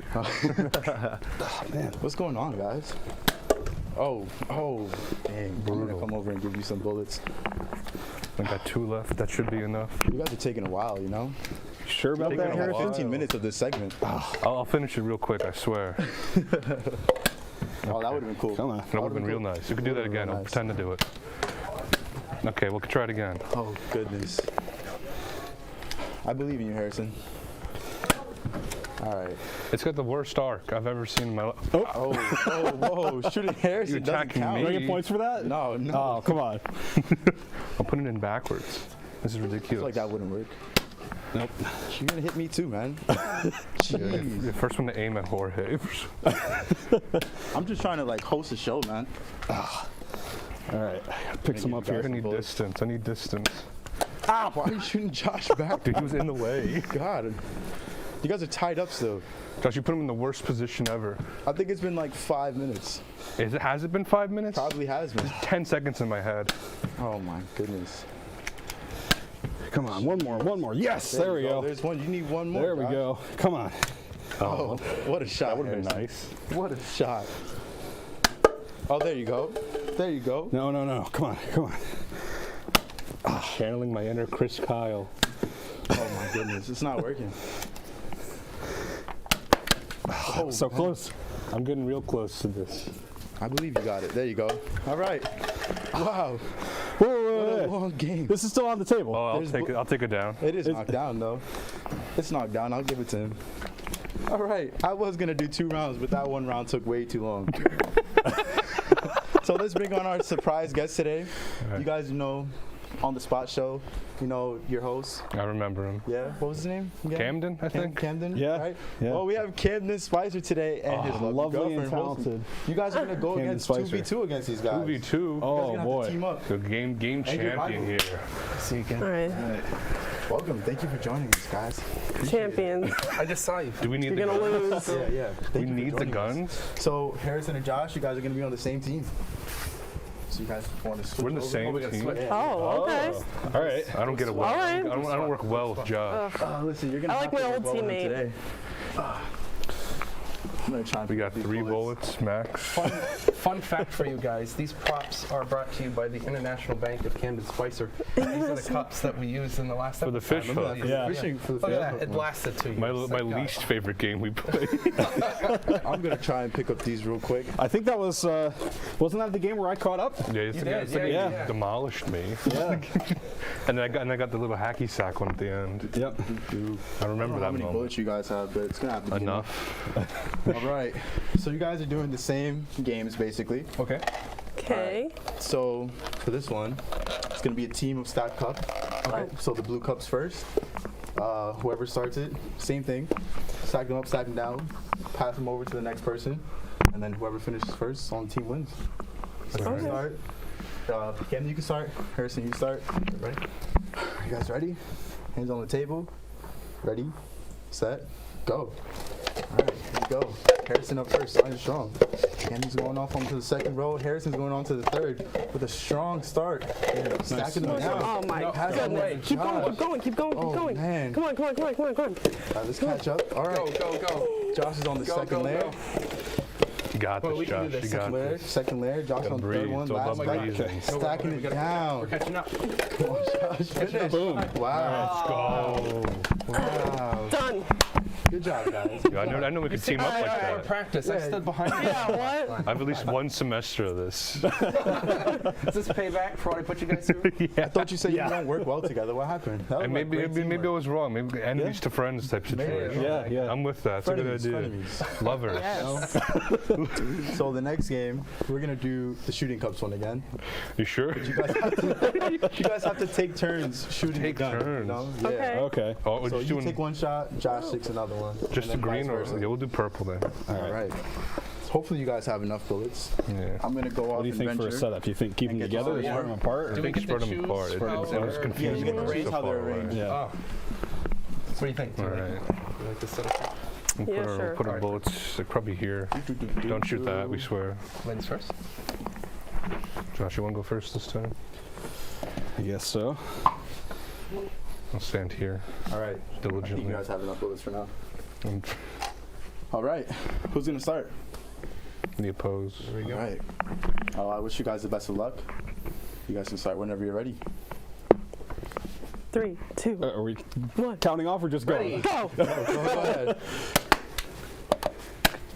Oh. Oh my God. It's hit the cups. Not Oh, now it's your turn, right? The Go. opponents. Harrison, line They up already the got shot. practice. Okay. Go. Not too bad. Not too bad. I said we cock it before. Yeah. You know. Ooh, that was close. That was close. You guys keep hitting Camden. What's wrong? I know. You guys trying to get We're paid actually, out? we're actually just really angry. He's a very Oh my tall target. gosh. Okay. That was so close. There we go. Okay, Nice, Harrison. Nice. Good Nice. shot. Let's go. Oh man. Get a dart. Be ready. Oh, it's not Oh pulled my down. gosh. Oh man. Give me a bullet. Give me a Oh, that bullet. was close to knocking you down. Wait, did it knock down? No. No, it didn't knock down. He hit it. But I hit it though. Oh, that was man. close. You guys keep hitting the opponents. Oh my gosh. There we go. That was literally just for that. I'm sorry. I just. Pick some up. You look like a cup. I saw it coming right at me. My whole life flashed before my eyes. You're too Why slow. does it jump up? What is it, Yeah, they float. They they got a lot of rise. You got to kind of aim low. it's like a mortar strike. Sorry, Josh. You guys are down by 2 cups. We haven't even gotten one yet. Not one. Go. We have 3 left? You guys are ahead. How do you feel right now? Confident. Confident? Oh no! I'm nervous. We spoke too soon. Very nervous. Oh, that was got your head there. I'm not nervous anymore. I almost said it. Pick some Cam, more. you gotta knock them over. Where's our bullet jockey? I'm sorry, I'm trying. Boom, there we go. Oh, there's another cup down. Let's go. Another cup down? You got it? Chill. Okay. Oh, no. Yay! Nice shot. I haven't gotten one yet. Dang it. What's the strategy? You guys kneeling down, does it work? Can you pick some They more? rise a lot. It You know? feels You gotta better. be- It feels more organic. Oh, no. Interference. Interfere with Harrison's shot. No, too low. Wow. This is intense. This is more intense than the grassy. I feel like this is such a great workout. Oh, no. There we go. Are we out? No. Oh, we got Video some over games here. does not train you for this. Throw it. Hey, that's not loud. I'm really good at darts. Win by any means. Yes, finally! You guys only need one more. Oh my gosh. Here we go. Pick them up, Josh, pick them you up, gonna pick hit the them up. game winner? Yes! Yes! What a shot. There we go. Josh. There we go. Wow. Yeah. You guys won. Congratulations. I'm sorry. 1 minute.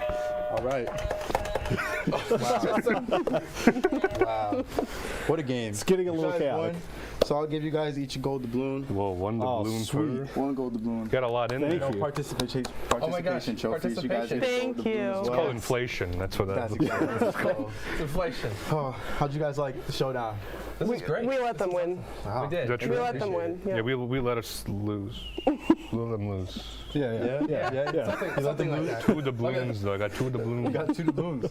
That's all that Be matters. on the lookout for Harrison's currency with gold doubloons. Yeah, the richest person right now. Heads we won, tails we won. I'm not even gonna let because we won. It's tails. lost somewhere in my I pocket. think they're the same size. They're the I same lost my size. doubloon. You've already? No, it's just buried in my pocket. I can't That's get all it for back the out. showdown, guys. I appreciate you guys. It's in here tuning somewhere. Thank you guys for participating. Of course. I had a lot of fun being your host. Thank you for tuning in.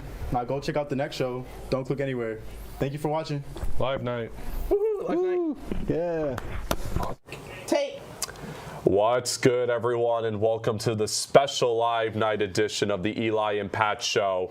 We got Eli to my right, we got Pat to my left, and I, of course, am the moderator, Benny Nazai. Today is a special day for PSTV as we gather for the 2.5-hour marathon of all of the PSTV shows from this semester for an exciting and thrilling show. Pat. Yeah. I'm here, Benny. We're live. Yeah. What are you doing, bro? Why were you just falling asleep? Every time you talk, I just have to fall asleep. I can't stay awake. But Can we hurry up here, Benny? Can we get into what we're going to talk about today? Okay, well, you guys are wondering why we're wearing wigs and, why I got this American hat. Well, I'm just being honest. Wig? This is all natural. What you mean wig? This is my new dude. What are you talking about? In the barbershop. Come on, Benny. My boy Enrique hooked me up. You know Enrique? Yeah, that's my boy. Oh, shoot, yo. Yo, he hooked me up too. My guy. All right. All right, well, switching gears, of course, we're going to get into our main debate here. It's a very hot topic, of course, in the boxing world. Who do we consider the better fighter? Is it the legendary Muhammad Ali or the uprising Jake Paul? I'll let you two brawl it out. You already know. Jake Paul would stomp Muhammad Ali. Would stomp him, man. That man come out of the grave, and Jake Paul would send him right back down there, man. He's too good, Jake Paul. Muhammad Ali don't stand a chance. What makes you think Jake Paul, out of his YouTube career, thinks that Jake Paul's gonna beat Muhammad Ali? Muhammad Ali will come out the grave, give Jake Paul that 1-2 punch out KO. It's over. Jake Paul gonna cremate that man, yo. You already know. He's a beast. He's too fast, too strong. Yeah. He got tattoos. He's drippy. Okay. Muhammad Ali can destroy him. I told you, 1-2 KO punch is over. One round, that's it. That's over. Jake Paul don't even need to go 7 rounds. Well, let me just say something about Jake Paul because you just mentioned that he's a YouTuber. Muhammad Ali, back when he was boxing, there was no such thing as YouTube. Jake Paul was also on Disney Channel. You can even look it on YouTube. He did the whole Disney Channel intro, waving the wand and drawing the Mickey Mouse ears. I'm sorry, did Muhammad Ali ever do any of that? How can you defend that? So that's a good thing? It's a good thing. He worried about boxing. He didn't have to come out of some internet fame just to become a boxer. That's Jake Paul. Okay, well, let me just say this. As we are members of Generation Z, us growing up watching Disney Channel, Wizards of Waverly Place, Hannah Montana, Good Luck Charlie, all those shows, let's just face it, it was our childhood dream to be able to say, I'm Benny Nazai from PSTV, and you're watching Disney Channel. You need to tell me... I don't think you should do that. We will get copyrighted for that. Oh, don't worry about that. But let me tell you something. It has been our dream to do something like that. And you need to tell me... I don't want to hear it. Tell me I don't want to hear it. Undermines I do not want to hear it. Muhammad Ali will come out the grave, give Jake Paul the peace of a mind. He'll tell Jake Paul to retire early. Jake Paul is a man of many talents. Muhammad Ali ain't like that. Oh, he joined the army. He went to war. Oh, wow. Big whoop-de-doo. Okay. Tell me when he has a Disney show. Tell me when he's a YouTuber. When he's got a YouTube house. He's making YouTube videos. He's boxing. He's winning. He's a man of a lot of talents. Jake Paul, he can do it all. Muhammad Ali, can't. I may have to side with him on that one. And mind you, I have to stay neutral, folks, but I'm just saying he brings up a really good point. So you're telling me you're going to go with a YouTuber than an actual person who's been training to box? Yes, sir. Yeah. There was no YouTube. There was no YouTube when he was boxing. Yeah, a bunch of clowns. Case closed. Yeah, a bunch of Jake clowns. Paul is the winner. Yeah, a bunch of clowns. All right, but you're gonna let somebody who disrespects the dead to fight against a legend? Yes, y'all sir. clowns. Just like his brother, man. Just clowns. Y'all are clowns. Let's switch gears from the professional ring to Florida, somewhere closer to home, of course, with PSTV, where two of our managers have been known to being very prominent fighters. I mean, we got our wonderful EP, Jeff Koff, but we also have the wonderful news director, Joe Mason. So just picture this, boys. If both of them were in the ring and they had to brawl it out, who do you have winning, Joe or Jeff? You know Jeff. Jeff, you can call him Mayweather. He's little Mayweather.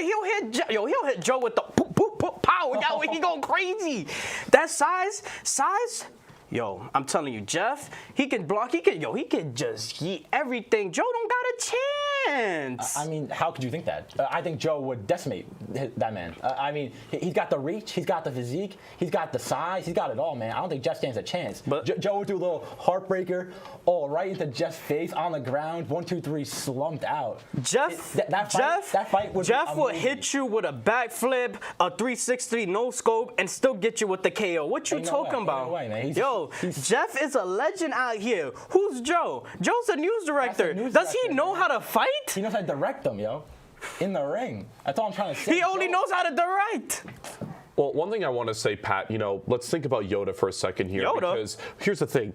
I just want to say this because you're talking about Jeff's size and how that could, compromise his ability of beating Joe. Well, Yoda famously said, size matters not. Look at me. Judge me by my size, do you? So think of it this way. Yoda, being a Jedi master, despite his size, being the best there is of all of them, I think Jeff could probably take that similar approach if you think about it. Just like Darth Size does not matter. Oh, Joe's really? just Darth Vader. Just comes in, absolutely ruthless. You know he's in the room. You can feel his presence, and Justin stands a chance. It's probably that deep agile. voice. He's agile, that deep voice as well, It's like he's wearing definitely.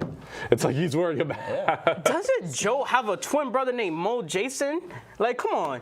Jeff has all of the perks on his side. Jeff will hit you with that 1-2. It'd be a good fight. Jeff will be like Mayweather running around the ring, and he will waste Joe's stamina. That's the point. You just gotta get Joe tired and doing bow. You done. That's it. World champion. No. I'm sick of it. I'm sick of y'all disrespecting Jeff. Size matters in this, and Jeff got the size for boxing. You're disrespecting him now with just saying that Joe's the way. Joe don't got no fighting experience. That fight would be a movie. That's all I'm gonna say. A movie. It would be a movie. A movie. Yeah. You'll have the fights set up. It will be like, what is it? Logan Paul and Mayweather's expedition fight. Nah, I'm sick of this.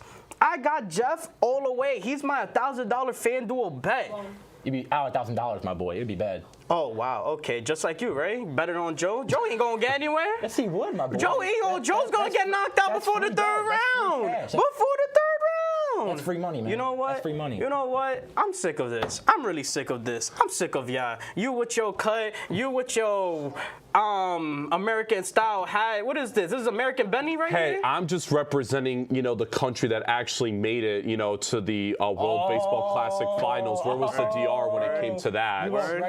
Yeah, where was the DR when it came to that? Okay. Oh, no. Y'all want to be y'all want to be out there putting my team out. Y'all want only one chip out of all of it. Y'all tied with us. How many you got? Oh, we still got one, but we're still coming for the other one. Yeah. It was like 20 years ago. Yeah. Just like y'all's competitors. DR, like LR, man. It's all At least I didn't get struck out by Shohei Ohtani out here to be final strike. That's probably a good thing, honestly. You know what? I'm done. I'm done with this show. I'm done with this show. I'm done with you. No. We can go at it right now, boy. We can go at it right now. You talking all that crap right now. You talking all that crap, and you know what? I'm done. I'm out of here. Enjoy your show. Enjoy Live Night. I'm taking my stuff with me too because I'm done. Yeah, get out of here. I'm done. Don't hit you on the way out, man. Give me that set. Give me this wig. I'm out of here. So it was a wig, as a matter of fact. You guys were claiming that those were new hairdos, but they were actually I never said that. Never said that. I don't remember saying that at all. But I think the show is better just me and you two. Honestly, I would probably say so. I mean, we still got one more episode left for the Eli and Pat show. I'm really looking forward to that, of course. I think the Benny and Pat show feels a little better anyway, honestly. But in all seriousness, I have to say, I mean, you and I are both seniors. Of course, we're graduating this semester, and Eli, of course, still has one more ride down here. But the fact is that PSTV has really provided such an incredible platform for all of us, both of us, and really a lot of our managers and crew members members and colleagues and classmates here. We're so thankful for that, of course. Absolutely, and Benny. I think days like today is an incredible celebration of, all of the hard work that everybody here has put in, of course. We really have to give so much thanks to so many people for making this possible. My fellow managers, the crew members, Jeff Koff, our wonderful EP, of course, even though you'd probably lose to Joe in a boxing match with him. But of course, Professor Chambers being our wonderful faculty advisor. I mean, it really takes a village in the broadcasting industry, and we could not be more thankful to really everybody, of course, and of course the viewers at home or wherever you are watching this. This really means a lot, of course, to have all of you recognizing our incredible work that everyone here has done this semester. Absolutely, man. That's you, bullseye. Couldn't say it any better, Benny. You're on the money. Yeah, especially because, you and Eli didn't provide me a teleprompter to work with, so I've been kind of working off the cuff here. We don't need it. We don't need a teleprompter, man. What you need Not a in here. teleprompter for? Not in here. Yeah, improvise. But you want the shades too? Again, you could leave those on, Eli. Yeah, he's still in the studio. But we of don't course, want your shades. Thank you for joining this segment of the Eli and Pat Show. We still got a whole bunch of coverage, a lot more action for Live Night. Please stay tuned for that. Enjoy the rest of it, folks. See ya.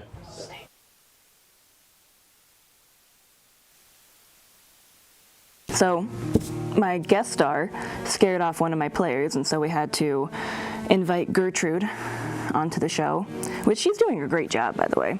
So glad I got her on here. She's fantastic. Best crew member I've ever had.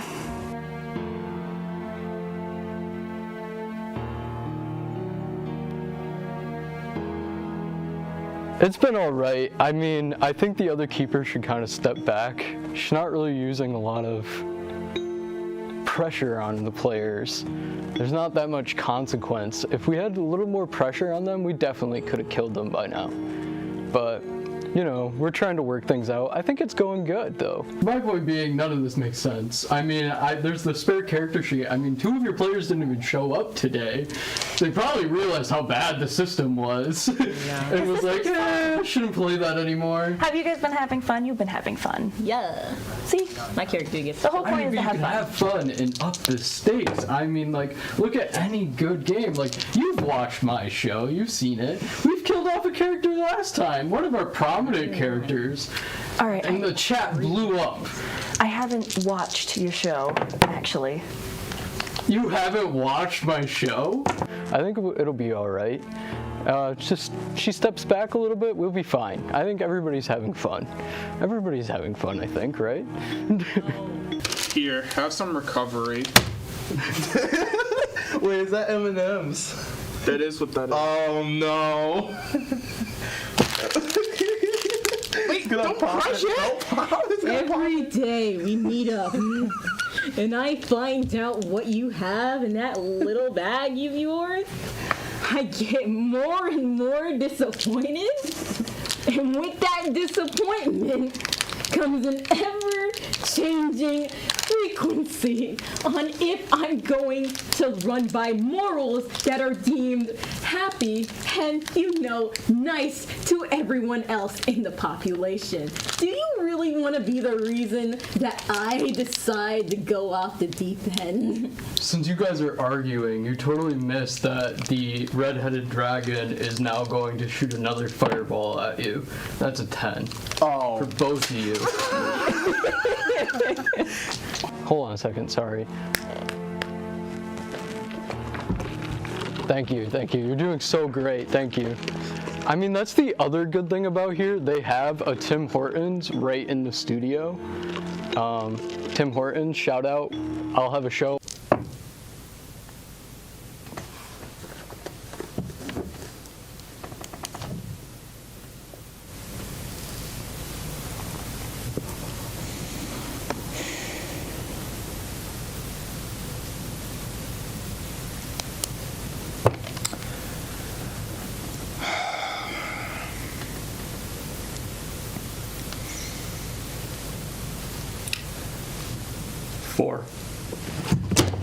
Really? Kidding me? I spent all my time. Everybody's and then I dead. have to go and. I think it's gonna end great. Talking with the other keeper, I think she's gonna definitely step back, let me take in the reins. We're probably definitely gonna see somebody die. You know what? I'm done. I'm done with the show. I'm done with this show and studio and all of you, and I'm out of here. I'm done. Welcome back to Tales of the Campfire. I'm your new keeper, Austin Lalone, and this is my new cast. Excuse me. What the hell? What are you doing here? I'm your new keeper, and this is Live Night. You can see me? You in the front row right there. You can see me right now. Was this always live? What's going on? Yeah, what do you mean by this live night? You've been keeping us in this studio for the past, We've been held hostage for 2 weeks! Where did Lynn go? Hi. Yep, this is Austin. Yeah, it worked. Yep, it's ours. Yeah, Hasbro, we got it. It's another one. We're owned by Optimus Prime? You mean Yep. you were gonna be owned by the same Yep, people cast, who made everything. the game Yep, of she's Sorry? gone. She's gone, yep. Okay. Yeah, I can let them know. Okay. Actually, guys, you're fired. What do you mean we're fired? Welcome back to Double Down Live Night Edition. We're back at it with another exciting live game for you guys. Today we have 6 contestants going for the victory. Among our 6 contestants, there is a secret murderer. Will everyone be able to find the murderer in time, or will the murderer kill everyone and live to tell the tale? Some of you may remember the live game we did last semester. However, this time around, the rules have changed a little bit. As always, no more innocents. Everyone sitting here has a unique role. This time, the trick-or-treater and the twins have joined the live game. And to spice things up even more, you guys watching at home will be able to play with our contestants. Each round, use the live chat to vote on who you think is the murderer. The contestant with the most votes will be publicly announced and will be counted as a vote when our contestants have to vote for someone to leave. And with that out of the way, let's jump straight into round 1. And we are going to start with a discussion, so use this time to come up with any strategies to win. Did you just dab? Yeah. Why? Because I dabbed earlier. Dude, he's known for dabbing. We were hitting a jig. Dabbing on studio judges, is that allowed? No more dabbing. Guys, wrong with that, man? What's wrong with dabbing? It's not. It's in the past. Me and Do you Jason want were to give hitting me a early headache? jig. Guys, I feel like I'm getting targeted for You're dabbing. upsetting Michael. Michael? He's just targeting me because of last time. He's after me. I think he's on to something now. I don't think so. Listen. You're on his side, Jorge? I think he's like Just know, be, I'm dabbing. He's trying to bring it back. I've never seen an authentically. Bro, you guys nice cannot dab. vote me out for dabbing. You know Come what? on. That's crazy. I think we can. That is crazy. Yeet did make a comeback. You know what? Maybe Yeah, this you're right. will Yeet Marcel, did come back. please.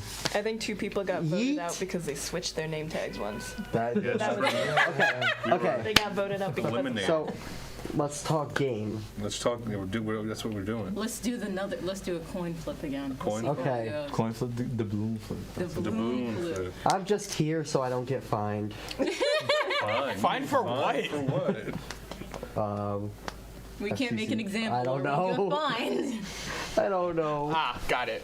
All right, guys, we're gonna begin round 1. So everyone go to sleep and close your eyes.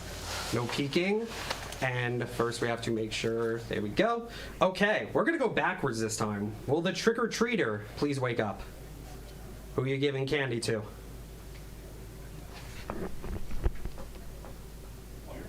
Oh, okay. The screen is back for some reason. We have to cover that up if possible. There we go. Okay. Will the psychic wake up? Who do you think is the murderer? I will signal yes or no.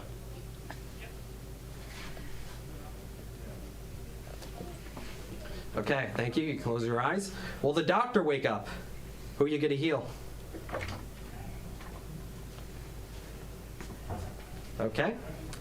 And last but not least, will the murderer wake up? Who are you going to kill? All right, you got it. Everyone wake up. We're back at it. Good morning, guys. Alrighty. I was had a somewhere beautiful else. sleep. I'm not a morning person. I don't really want to be awake right now. Where's my coffee? That a nice is nap. quite Oh, you valid. have to stop Right here. sugar Anyway, the person who got candy was Jorge. Yeah. Come get some candy. Some candy. You want to come up and grab some? Get the jawbreakers. I have no clue what that candy is. It's great. Thank you. It's there. He doesn't even know what he's giving us. And the person who got killed by the murderer was Michael. I knew it. What? I knew it. Oh my Hate God. to see it. You didn't give me a I was chance. scared. I really thought I was gonna die from dabbing. I'm like, bro. I was like, are you serious? You were really just I was the making your murderer own one way. time. It's been real. One time. All right. Now, before we begin discussion, remember that you guys in the live chat can vote for who you think is the murderer. We got Harrison, Marcel, Lindsay, Jason, and Jorge, and that will be counted toward the final vote. So let me know and discuss, ladies and gentlemen. I think it's Jason. I think Why? Just because I'm dabbing? Why? Michael was on your case for a while. Michael's on your case for a whole while. Want to get him out of the game? I mean, I had no beef with Michael. I'm just saying. He wanted to make sure there was no Okay, blood. can we stop talking about me and actually find who the murderer is? Because, like, just because I'm dabbing does not mean I'm a murderer. I'm not even talking about you dabbing. Okay, I think it's either one of you two because you guys are, like, trying to get to... Y'all are ganging up on Jason. Yeah, I don't think it's you. I'm just sitting. I don't think it's you. I think it's either... I think it's Lindsay. I think it is. She's the one who keeps trying to put it on me that I'm the murderer. I mean, that was pretty suspicious. Not the healing center. No, I'm being straight up. I'm voting for Lindsay. Okay. I'm being straight up. I'll follow your vote. You're So, like, what's the following? evidence? It's The evidence is she's like trying to me put. trying to find the murderer. Yo, you just no. You guys are just like targeting me for dabbing. What's your evidence for me? I'm not. I'm not saying anything about dabbing. I was going with you with the dabbing. Earlier. Okay. So it's not you. So it's Lindsay. Lindsay's the only one hating right now. I feel like we should just ask you straight up. Are you the murderer? Yeah, are you? Okay. Oh, alright, cool. Yeah. Well, you said that before the Well, game. damn. You said before the you the game, murderer? I am the No, I'm murderer. not. so- I did say that before. Are you the murderer? Didn't feel genuine. I'm not the murderer. I'm not the murderer either. I'm putting my stick down. I'm putting one stick. Okay. Find one. Actually, I don't know. Got more gold doubloons to What do you think we should vote? Because he's the only one on my side, apparently. Is he the only one you trust? Yes. For what reason? Because of he's. I think I'm a trustworthy person. Because I trust Harrison. Oh, thank you. I feel like one of you. I feel like one of you are the trick or treater, mainly because I've got the candy. So I'm just like, hey, yo, Can okay, the trick or treater y'all give are. out the balloons instead y'all of are- candy? Here's the money. He's like, instead of giving you candy, I'll just make you rich. Exactly. I mean, Jorge got candy. Can you I got trick or one treat or candy. give yourself candy? Harrison, Yeah, what's up? That's usually we're, the first. we're either voting Marcel or Lindsay. Who do we go? I'm trusting your judgment. My judgment? Oh. Yes. You chill? Yeah. Are you chill? You took a little too long to answer, man. Oh. Yeah, that was a little sus. Are you chill? Jason, are you chill?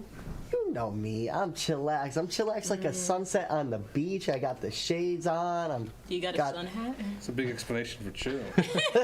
All right. Okay, yeah, exactly. Ladies and gentlemen, no one in the live chat has said anything. So I guess you guys are off the hook this time around. Yay. Votes for Marcel, anyone? Okay. Harrison? Jorge? I'm sure. Not all at once, guys. Come on. Any votes for Jason? Any votes for Lindsay? Okay, Well. vote for Jason. Apologies. I'm sorry. I guess you're out. Terrible. I'm here to survive. All right. I'm sorry. You're gonna regret that. Oh. The trick or treater? Oh boy, we're screwed. No more Oh wait, what if You guys Lindsay was believe trick or treater? that Lindsay was a murderer? The consensus is incorrect. Yeah, I knew Murderer it. is I still knew it. I knew on the loose. it. No. It's definitely Jace. You guys are gonna have to It's close your eyes and definitely go to me. sleep It's- once again. We're gonna begin round Come on, 2. guys. And we are going to vanish. There we go. All right. Trick or treater. Please wake up. Who's getting candy? Can I get more, bro? Okay. Will the psychic wake up? Who do you think is the murderer? Thank you, Psychic. Will the Doctor wake up?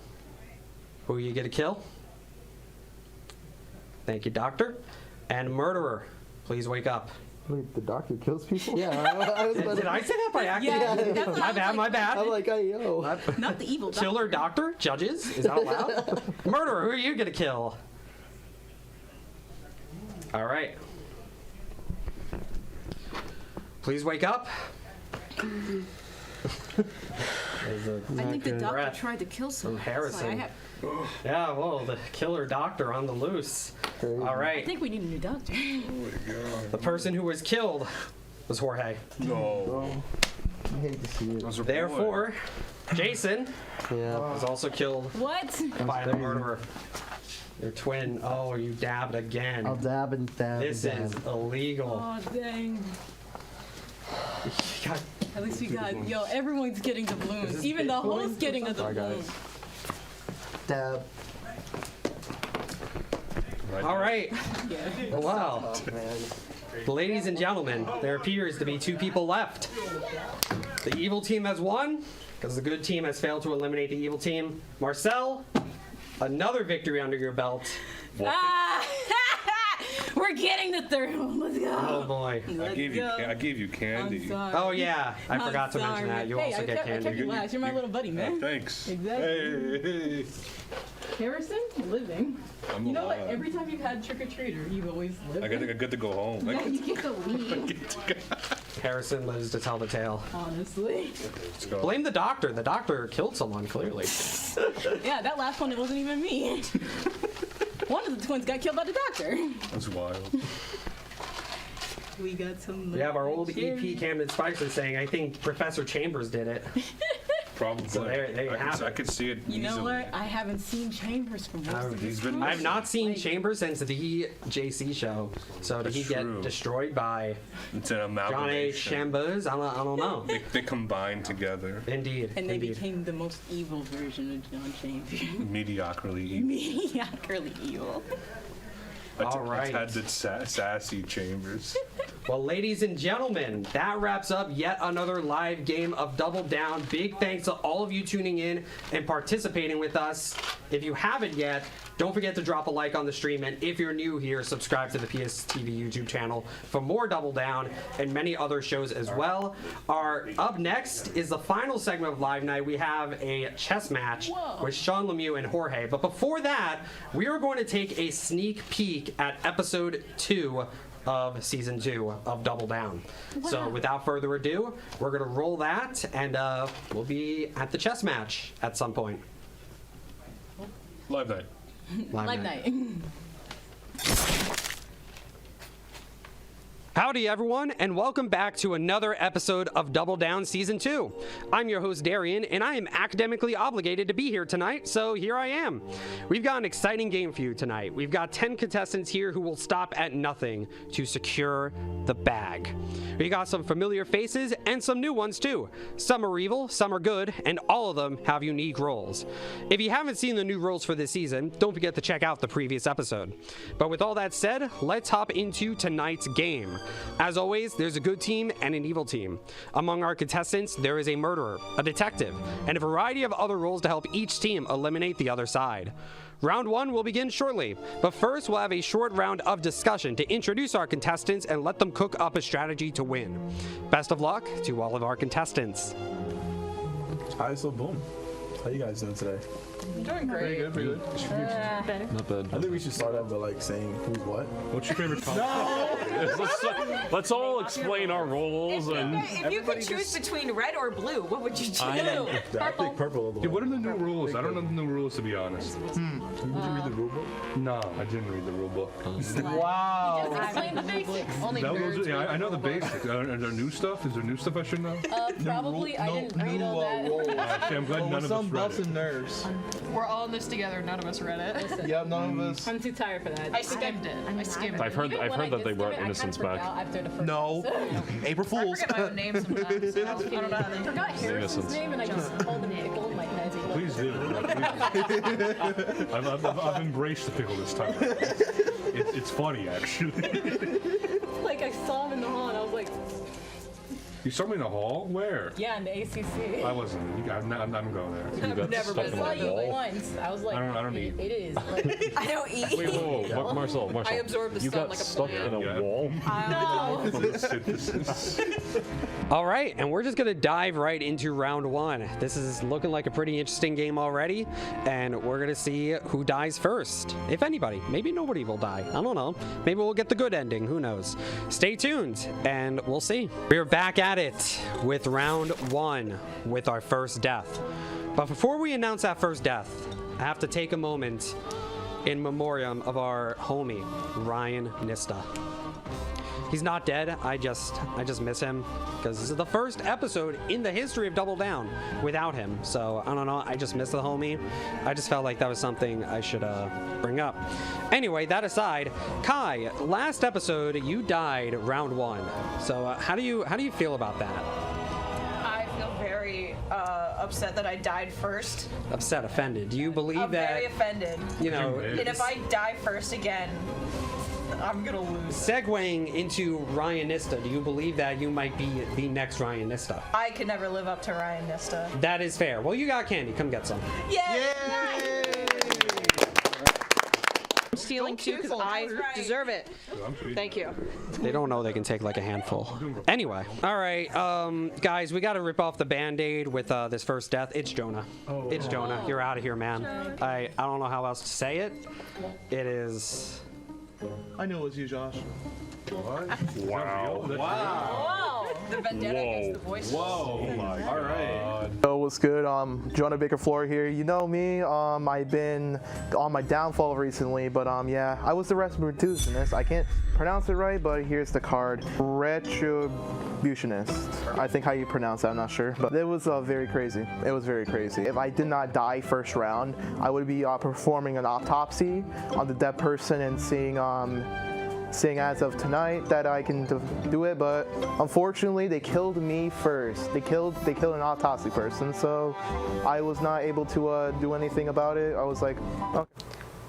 Good evening, everybody, and welcome to PSTV Live Night. I'm Pat Mahunik here with Jess Deckert, and we're here to call our main event, the big part number 2 of this amazing chess match between Jorge Cabrera and Sean Lemieux. Now let's get right into it. As we have here our two contestants, Jorge Cabrera and Sean Lemieux. This is their second matchup here as they went against PSTV Live Night last semester, and it should be an exciting rematch going on over here. Now without further ado, let's get right into it, you guys. Shake hands and let's get going. Boy, Pat, we got a really good lineup here. I mean, Jorge and Sean are both really skilled chess players. Yeah. This is gonna be an intense match. Yeah, you told me you have played Sean in chess actually before, right? Yeah, I have played Sean. Sean's pretty good. Yeah. Sean beat me in like 3 seconds flat. Oh, jeez. Or 3 minutes. Yeah. I'm sure he could. 3 seconds flat. I have both. We're already starting right away with Jorge making the first move, then Sean. Now Jorge. We do have Jorge playing as whites. He's playing the whites. Yep. Both Jorge and Sean are really quick with these moves. Both playing the knights now. Intense brain power. Yeah. Oh, we do have a pause here. Oh, pause going. Moves to spawn. Pawn, I should say. Jorge just castled. Moves his Jorge's moving down there with that knight. Oh. With chess, it's all about controlling the center, and I think both Jorge and Sean are pretty good at that right now. They are. Jorge's first check against Sean. Oh, jeez.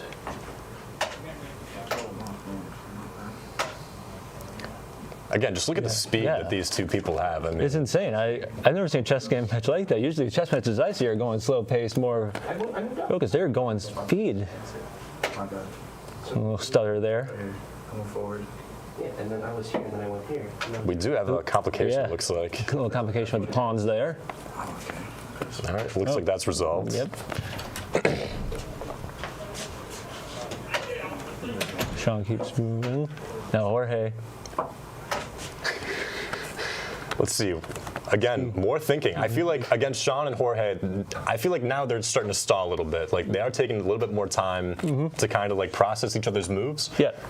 It does look like they both have about roughly 4 minutes left to finish the game. Yep, about 4 minutes. Jorge Sean has moves his pawn forward. Sean's about a little over 4 minutes left. I would say it looks like that Jorge is better at controlling the center right now, though. Jorge does have more pieces in the middle of the board. And controlling his time more, as Sean is going under 4 minutes now. Jorge still's got 18 15 seconds till he hits that 4-minute mark.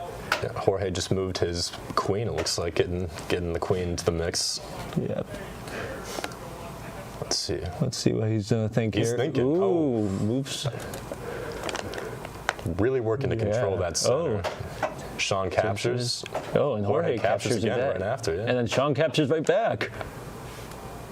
Moves his knight forward. That knight really is working its way across the board. Jorge's really good with the knight, I feel like. Yep. Let's see again. We got to pause Sean's here. gotta think. Ooh. What was his bishop? No, that was the rook, actually. Oh, my rook. Yep, my bad. My thing looks like it says rock. I was like, Dwayne Johnson for a second? My bad. Anyway. And Jorge's thinking about it. He's thinking, yeah, what's he going to do? Moves his pawn forward. It's now Sean's turn to react. I've got to really think about this one, it looks like. I feel like both players are really thinking like 5 moves ahead. Yeah, they're really trying to think about, certain moves that will eventually let them win this game without running out of time, of course.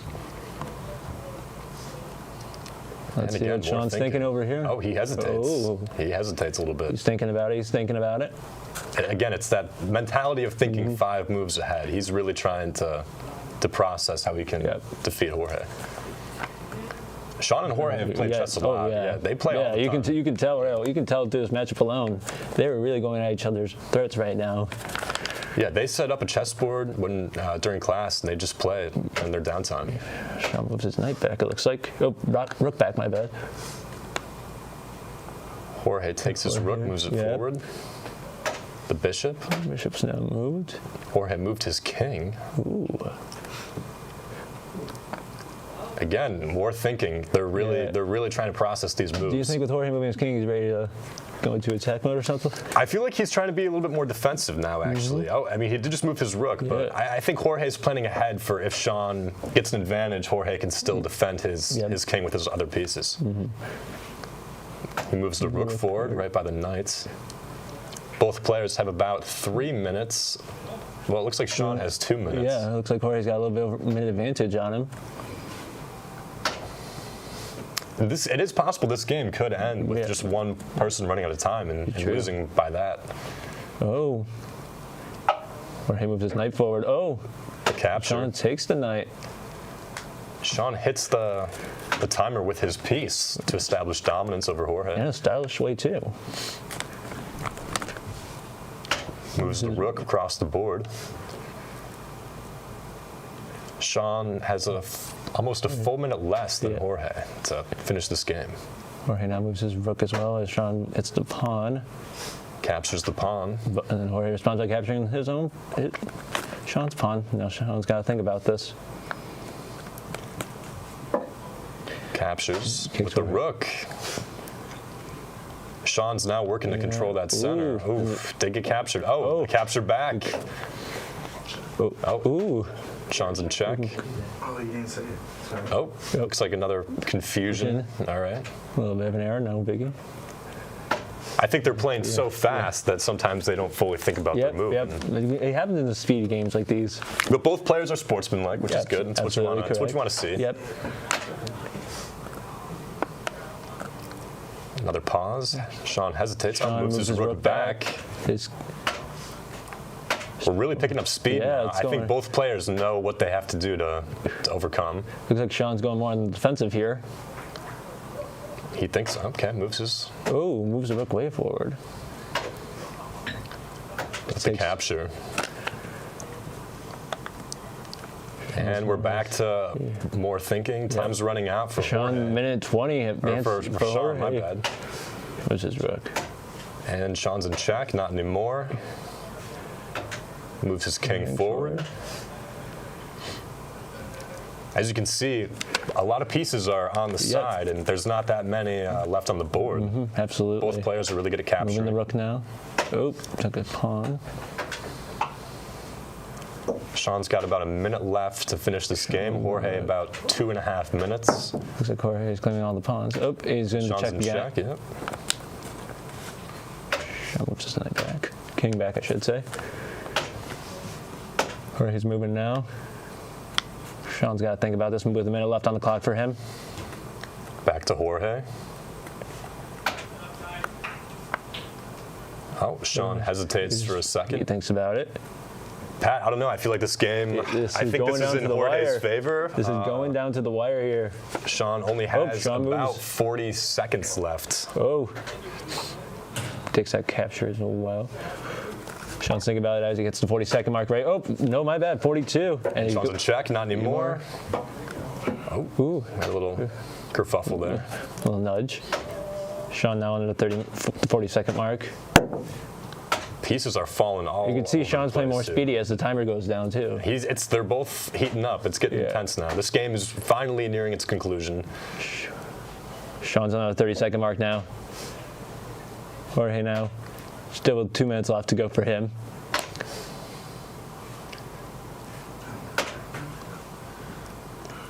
Sean only has 3 pieces left on the board. And only 20 seconds left to play.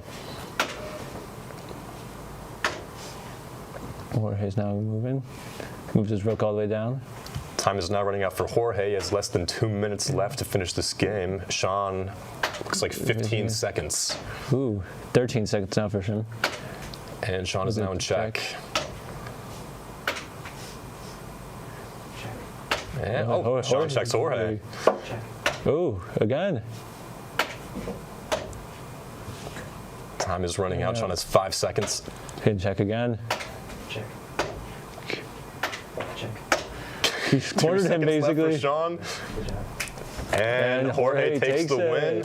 Now, although Jorge did not checkmate Sean, Sean did run out of time, which this next game, I mean, this could be different. I think one of them could checkmate, or maybe we get another incident where they run out of time. Yep. And what do you think? What do you think brought so much time for Sean? Cost so much time for Sean? Because if you saw, Jorge had like a little bit, like minute and a half more than Sean at the end of the match over there. I would say that Sean, he spends more time thinking before he makes a move, whereas Jorge, he might be thinking more moves ahead compared to Sean, and Jorge kind of knows what he's doing more, it looks like. Jorge's able to control the center of the board, I think, and I don't know, I think Jorge's just better at managing his time, and Sean is, maybe he spends too much time thinking. He's definitely not distracted or letting his mind wander. They're both very into this game. Very focused. And it looks like they're getting ready for round 2 as we move over there now. All right. Setting up the pieces. Now Sean is playing white, goes first. Jorge is the black, of course, then. Both moving their pawns and moves a knight, both of them. Moves a bishop. Right off the bat, though, these players, both of them are really moving quickly with these pieces. Oh. Captures that pawn for the knight. Both players are working to control the center of the board over there. Both Star Paw has captured the knight. I believe that's what he captured there. Sean castles. Sean's move. Again, I think this is when we see maybe Sean running out of time in the first game. Maybe he's spending too much time almost to focus on his pieces. But Jorge, it seems like this match so far is spending the same amount of time. We do have in the center that whole strip that's unoccupied by pieces. Oh, that's just what we say, that bishop's moved there. Oh, we got Sean's got. Oh, Sean's got to think about it. Moves his bishop back. Now Jorge's left thinking. Both are on the same time mark with like around 4 minutes 20 seconds left. It's now Sean's turn. We're nearing the 4.5 minute mark. Now every line is covered. Oh, and claims that knight there, but Sean's quick to respond with his own. Oh, and another immediate capture. Oh, geez. We've seen a lot of captures. It's going back and forth now. Again, Sean hitting the timer with his piece to establish dominance over Jorge. And his rook now. Oh, capturing the rook is Jorge. Sean has exactly 4 minutes left. Jorge has slightly over. And we got the players thinking about these moves a little bit more carefully. Yep. Now we're getting to the point where they really need to think about what they're going to do next here. Especially the last match. I mean, no one really won. I mean, Sean ended up running out of time, but Jorge didn't checkmate Sean. Exactly. Oh, Jorge's thinking about it. Ooh. We got some banter between these two players. Sean's now stuck thinking. Letting that clock run out a few seconds. Moves his rook. Yep. Jorge with the capture there. Sean's got about 3.5 minutes. Jorge slightly under 4. Here's his rook.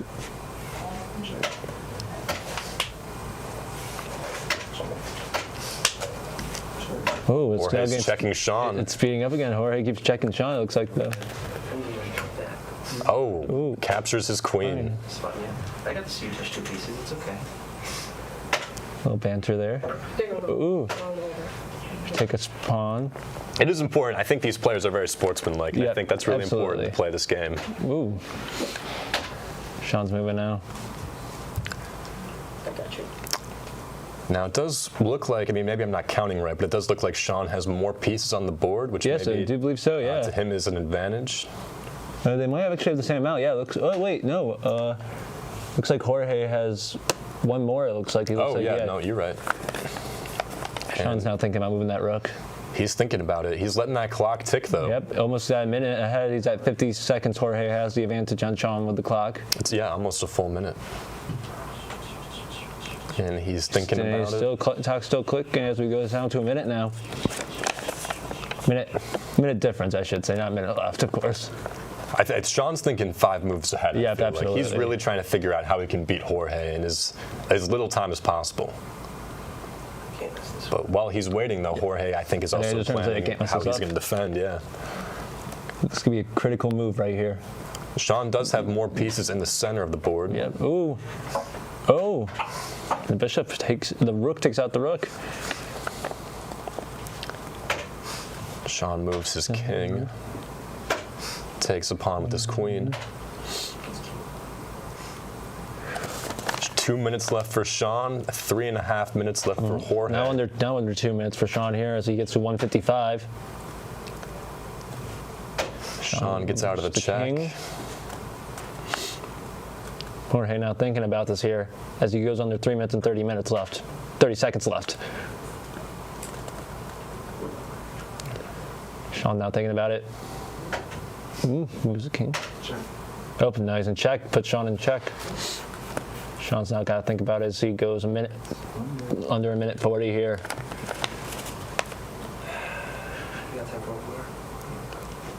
And both players are really thinking about their next move. Sean, a minute and a half left. Jorge still has about 3 minutes and 20 seconds. It looks like. I don't know. I feel like Sean might let the clock run out. Maybe potentially there's a 2 minute difference here.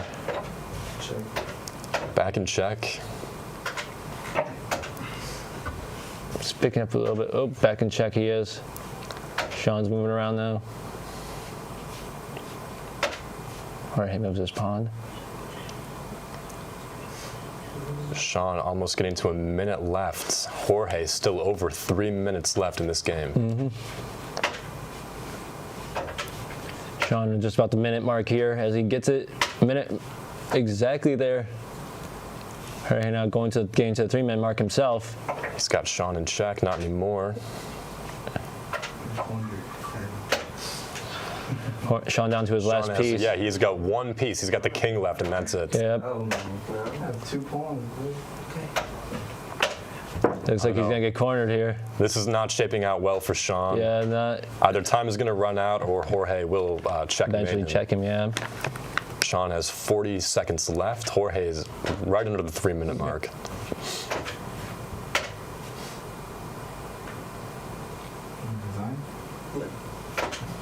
Sean refusing to resign. Oh.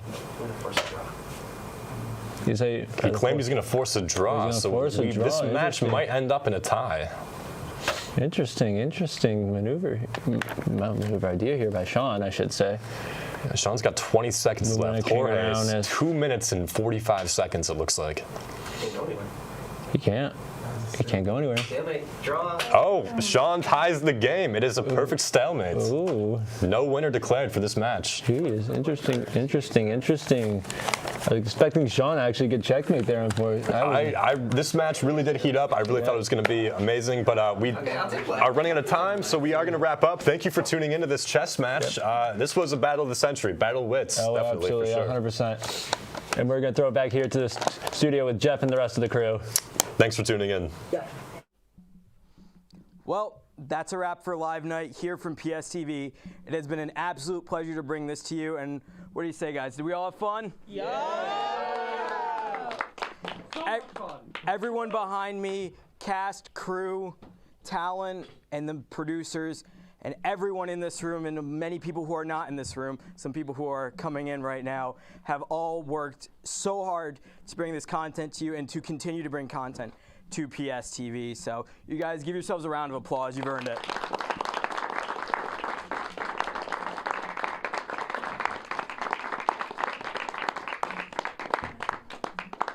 Live Night is such a special night for us, and we are so happy to be able to share what we've been working on with you watching at home. It has been an absolute pleasure, and I just want to give thanks right now to everyone in this room, the people in PSTV outside this room, so many different executive producers, managers, and people who led us to this moment. It has been nothing but a pleasure to work with everyone here and everyone in the past to help bring you this Live Night and help bring you content in PSTV. So from all of us here at PSTV, we want to thank you for watching. Thank you for giving us an audience for what we work hard on doing. And yeah, happy Live Night, everyone. We got, right before we go off live, we have our chess players here. Yes. The chess champion, bro. Yo, I'm easy. You know, I'm going to be humble. You know, Sean's a great opponent. It's not better than me, though. With that, thank you for watching Live Night. All right, thank you for watching PSTV Live Night, Spring 2023. Have a great night. Remember to do your taxes. All right.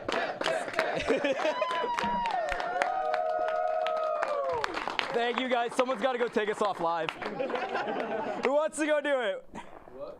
Who wants to go take us off live? Chambers has got it. Everyone give Chambers a round of applause. All right. So we're just going to stand here awkwardly for like the next 20 seconds or something like that. So thank you for watching Live Night. We got Bush. We got Bush. Oh, okay, wait. Ready? I don't want to hold this.